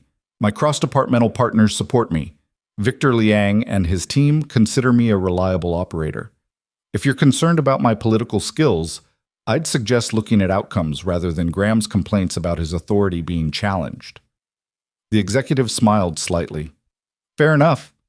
Just remember, you're playing in a bigger arena now. The rules are different. Graham spoke for the first time since the meeting started, his voice carefully controlled. I'd like to say something, if I may. Robert nodded permission. Nadia, Ms. Brooks, I fought your promotion. I resisted your initiatives. I made your job harder because I felt threatened and diminished. Graham looked directly at her. I was wrong. Not about everything, but about the core things. You did see problems I should have seen. You did implement solutions I should have championed. And yes, my resistance probably contributed to corporate's decision to move me to Phoenix. He paused. I hope you succeed. Not because I'm being gracious. I'm honestly not that evolved yet. But because what you're building matters. Don't let ego or fear make you as short-sighted as I was. Learn from my mistakes instead of repeating them. It was the most honest thing Graham had ever said to her, and possibly the most honest thing he'd said to himself in years.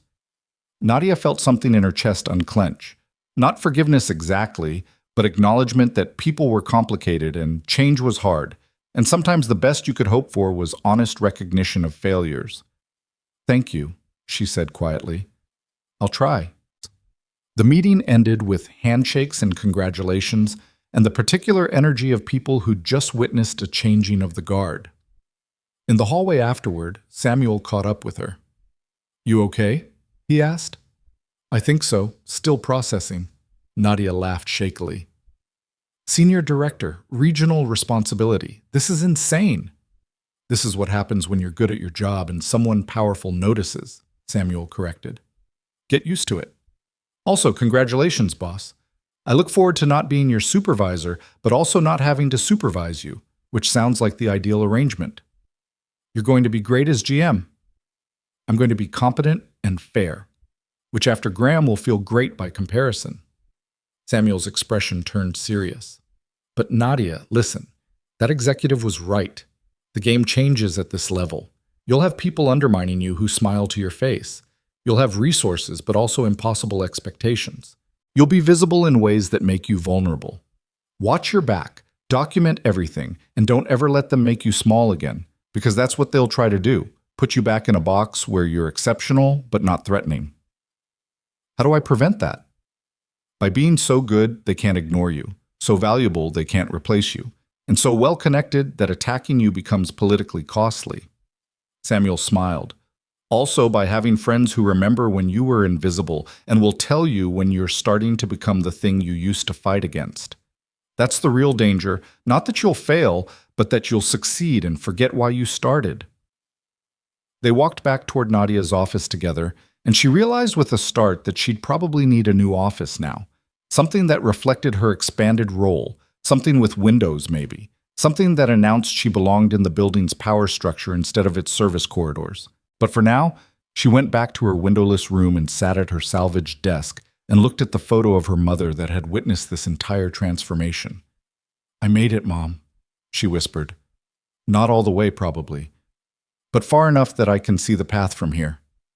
Her phone buzzed. Text from Maria. Everyone's talking about your promotion. The whole hotel is celebrating. You made us proud, mija. Another text from Lynn. Congratulations, boss. Ready to change the world? Let's start with Chicago next week. They want the ambassador program ASAP. Another from Victor Liang. Well done, Ms. Brooks. Phase 1 complete. Now the real work begins. Do not disappoint me. And finally, surprisingly, one from Graham. You earned this.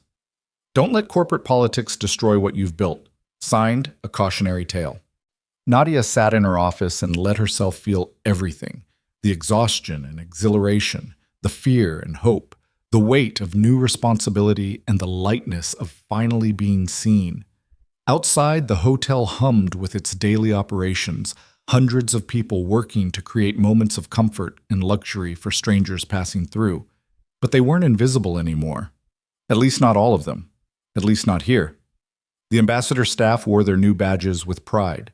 The cultural competency training was changing how people talked to each other. The systems Nadia had built were turning individual acts of kindness into institutional practice. It wasn't perfect. It would never be perfect. But it was real, and it was growing, and it proved that change was possible when someone refused to stay invisible. 6 months later, Nadia stood in the Regency Crown's newly renovated lobby, updated with multilingual signage, cultural welcome elements, and ambassador staff positioned to greet guests in 15 languages. The transformation had spread beyond expectations.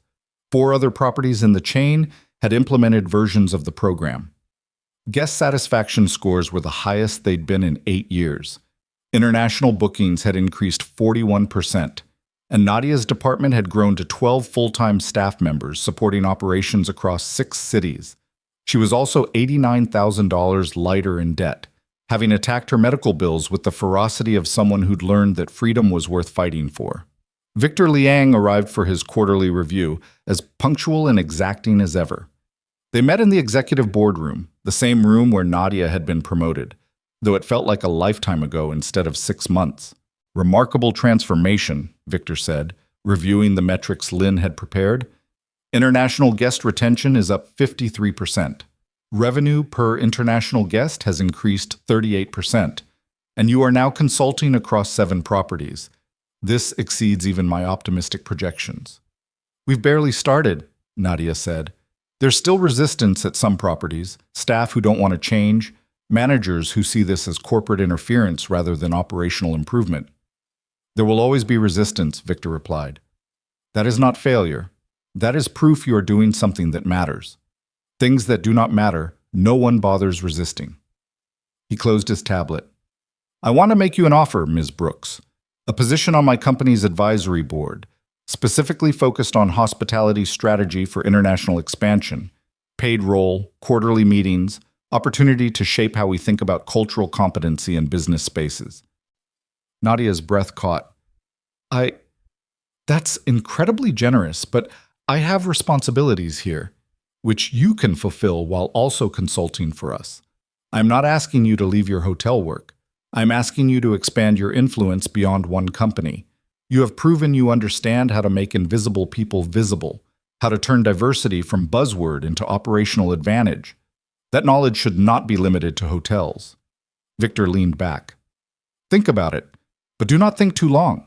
Opportunities close as quickly as they open.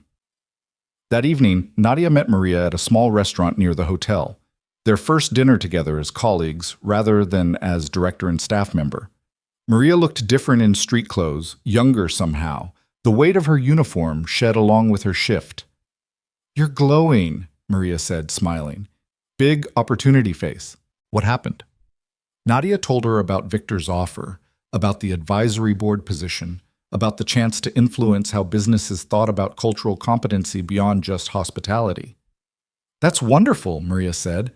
So why do you look scared? Because I don't want to become someone who forgets where she came from, Nadia admitted. I don't want to be so busy with advisory boards and consulting that I stop seeing the people actually doing the work. I don't want to turn into Graham, so focused on authority and status that I miss what matters.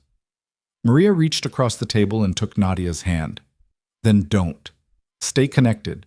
Keep coming back to the hotel, not just for meetings, but for real conversations with people on the ground. Remember that you're building systems for humans, not just implementing programs for metrics. She squeezed Nadia's fingers. And trust that the girl who spent 2 years being invisible hasn't forgotten what that feels like. She's still in there. As long as you listen to her, you'll be fine. 3 weeks later, Nadia stood in front of a conference room at the Regency Crown filled with staff from 6 different properties in the chain. She'd been asked to present the ambassador program to managers and frontline staff who were considering implementation. Looking at the faces in the room, she saw skepticism, curiosity, exhaustion, hope, the same mix she'd felt standing in a lobby watching a billionaire walk away while her manager panicked. My name is Nadia Brooks, she began. 8 months ago, I was housekeeping staff at this hotel, cleaning rooms and being invisible. Today, I'm Senior Director of Guest Experience Innovation. I'm going to tell you how that happened, but more importantly, I'm going to tell you why it happened. Because this story isn't about me. It's about every person working in hospitality who has skills and knowledge and humanity that gets ignored because their job title says they don't matter. It's about building systems that see people fully, And it's about understanding that the most expensive mistake any business can make is failing to recognize the resources already standing in front of them. She talked for an hour, walking them through the ambassador program's development, the resistance she'd faced, the small victories that accumulated into transformation. She showed them data on guest satisfaction and revenue impact. But mostly, she told stories about Maria and Dmitry and Yuki, about guests who'd felt seen for the first time, about staff members who'd discovered their own value. When she finished, there was silence in the room. Then a housekeeper from the Chicago property raised her hand. "I speak 4 languages," she said quietly. "I've worked for this company for 6 years. No one ever asked me about languages. They just assumed I clean rooms, so what else would I know?" "What languages?" Nadia asked. "English, Spanish, Tagalog, and some Italian. I taught myself Italian because I love the music." Nadia smiled. "That's exactly the kind of resource your hotel is currently wasting. After this presentation, I want you to talk to your manager about becoming an ambassador. And if they resist, you call me directly. Here's my card." Other hands went up. Other stories emerged. By the end of the session, Nadia had identified multilingual staff at every property represented, had managers committing to pilot programs, and had created a network of people who'd been invisible and were now seeing each other. That night, exhausted but satisfied, Nadia returned to her apartment, which she'd recently moved out of, upgrading to a 1-bedroom with actual windows and reliable heating. The new place still felt too big, too nice, like she was occupying someone else's life. But gradually, she was learning to believe it was really hers. She made tea, jasmine, properly brewed at 85 degrees, and sat by her window watching the city lights. Her laptop sat open on the table with an email draft to Victor accepting his advisory board position. She'd negotiated terms that let her maintain her hotel work while expanding her influence, because Maria was right. She couldn't forget where she came from, couldn't let success separate her from the people whose lives she was trying to improve. Her phone buzzed with a message from Samuel. "New guests just checked in, French family, kids don't speak English, parents struggling with front desk." Dmitry intercepted them, switched to French, got them settled in 10 minutes. Dad asked to speak to management to commend him. "This is what you built, Nadia. People helping people. It's beautiful." Nadia read the message twice, feeling the weight and worth of what had been accomplished. Not perfection, not paradise, just people seeing each other, helping each other, building small moments of dignity in a world that so often reduced humans to functions. She sent the email to Victor, accepting his offer. Then she opened a new document and started writing. Notes for a book maybe, or a training manual, or just a record of how transformation happened in inches and moments and the accumulation of small, brave choices. The invisible translator had a story to tell now. About systems that erased people and people who refused to stay erased. About debt and dignity, and the particular courage it took to step forward when everything told you to stay silent. About hotels and hospitality and the radical act of seeing someone fully when the world insisted they were just scenery. About the difference between being invisible and choosing when to be seen. About the power that lived in every person who'd been told they didn't matter and decided to prove otherwise. Nadia wrote until midnight, then fell asleep in her chair with her laptop still glowing, dreaming of lobbies filled with people speaking dozens of languages, all of them visible, all of them valued, all of them building something better than what had existed before. In the morning, she'd wake up and continue the work, because transformation wasn't a destination but a process, something you had to choose again and again, day after day, one moment of seeing at a time. But tonight, she rested in the knowledge that invisible didn't mean powerless, and that sometimes the most revolutionary act was simply refusing to disappear. The city hummed beyond her window. The hotel stood bright against the darkness. And somewhere in its corridors, people who'd once been unseen were finally becoming visible. One language, one gesture, one moment of recognition at a time. The story didn't end here. Stories like this never really ended. They just kept spreading, person to person, hotel to hotel, business to business, until the world learned what Nadia had always known deep down, that everyone, absolutely everyone, deserved to be seen.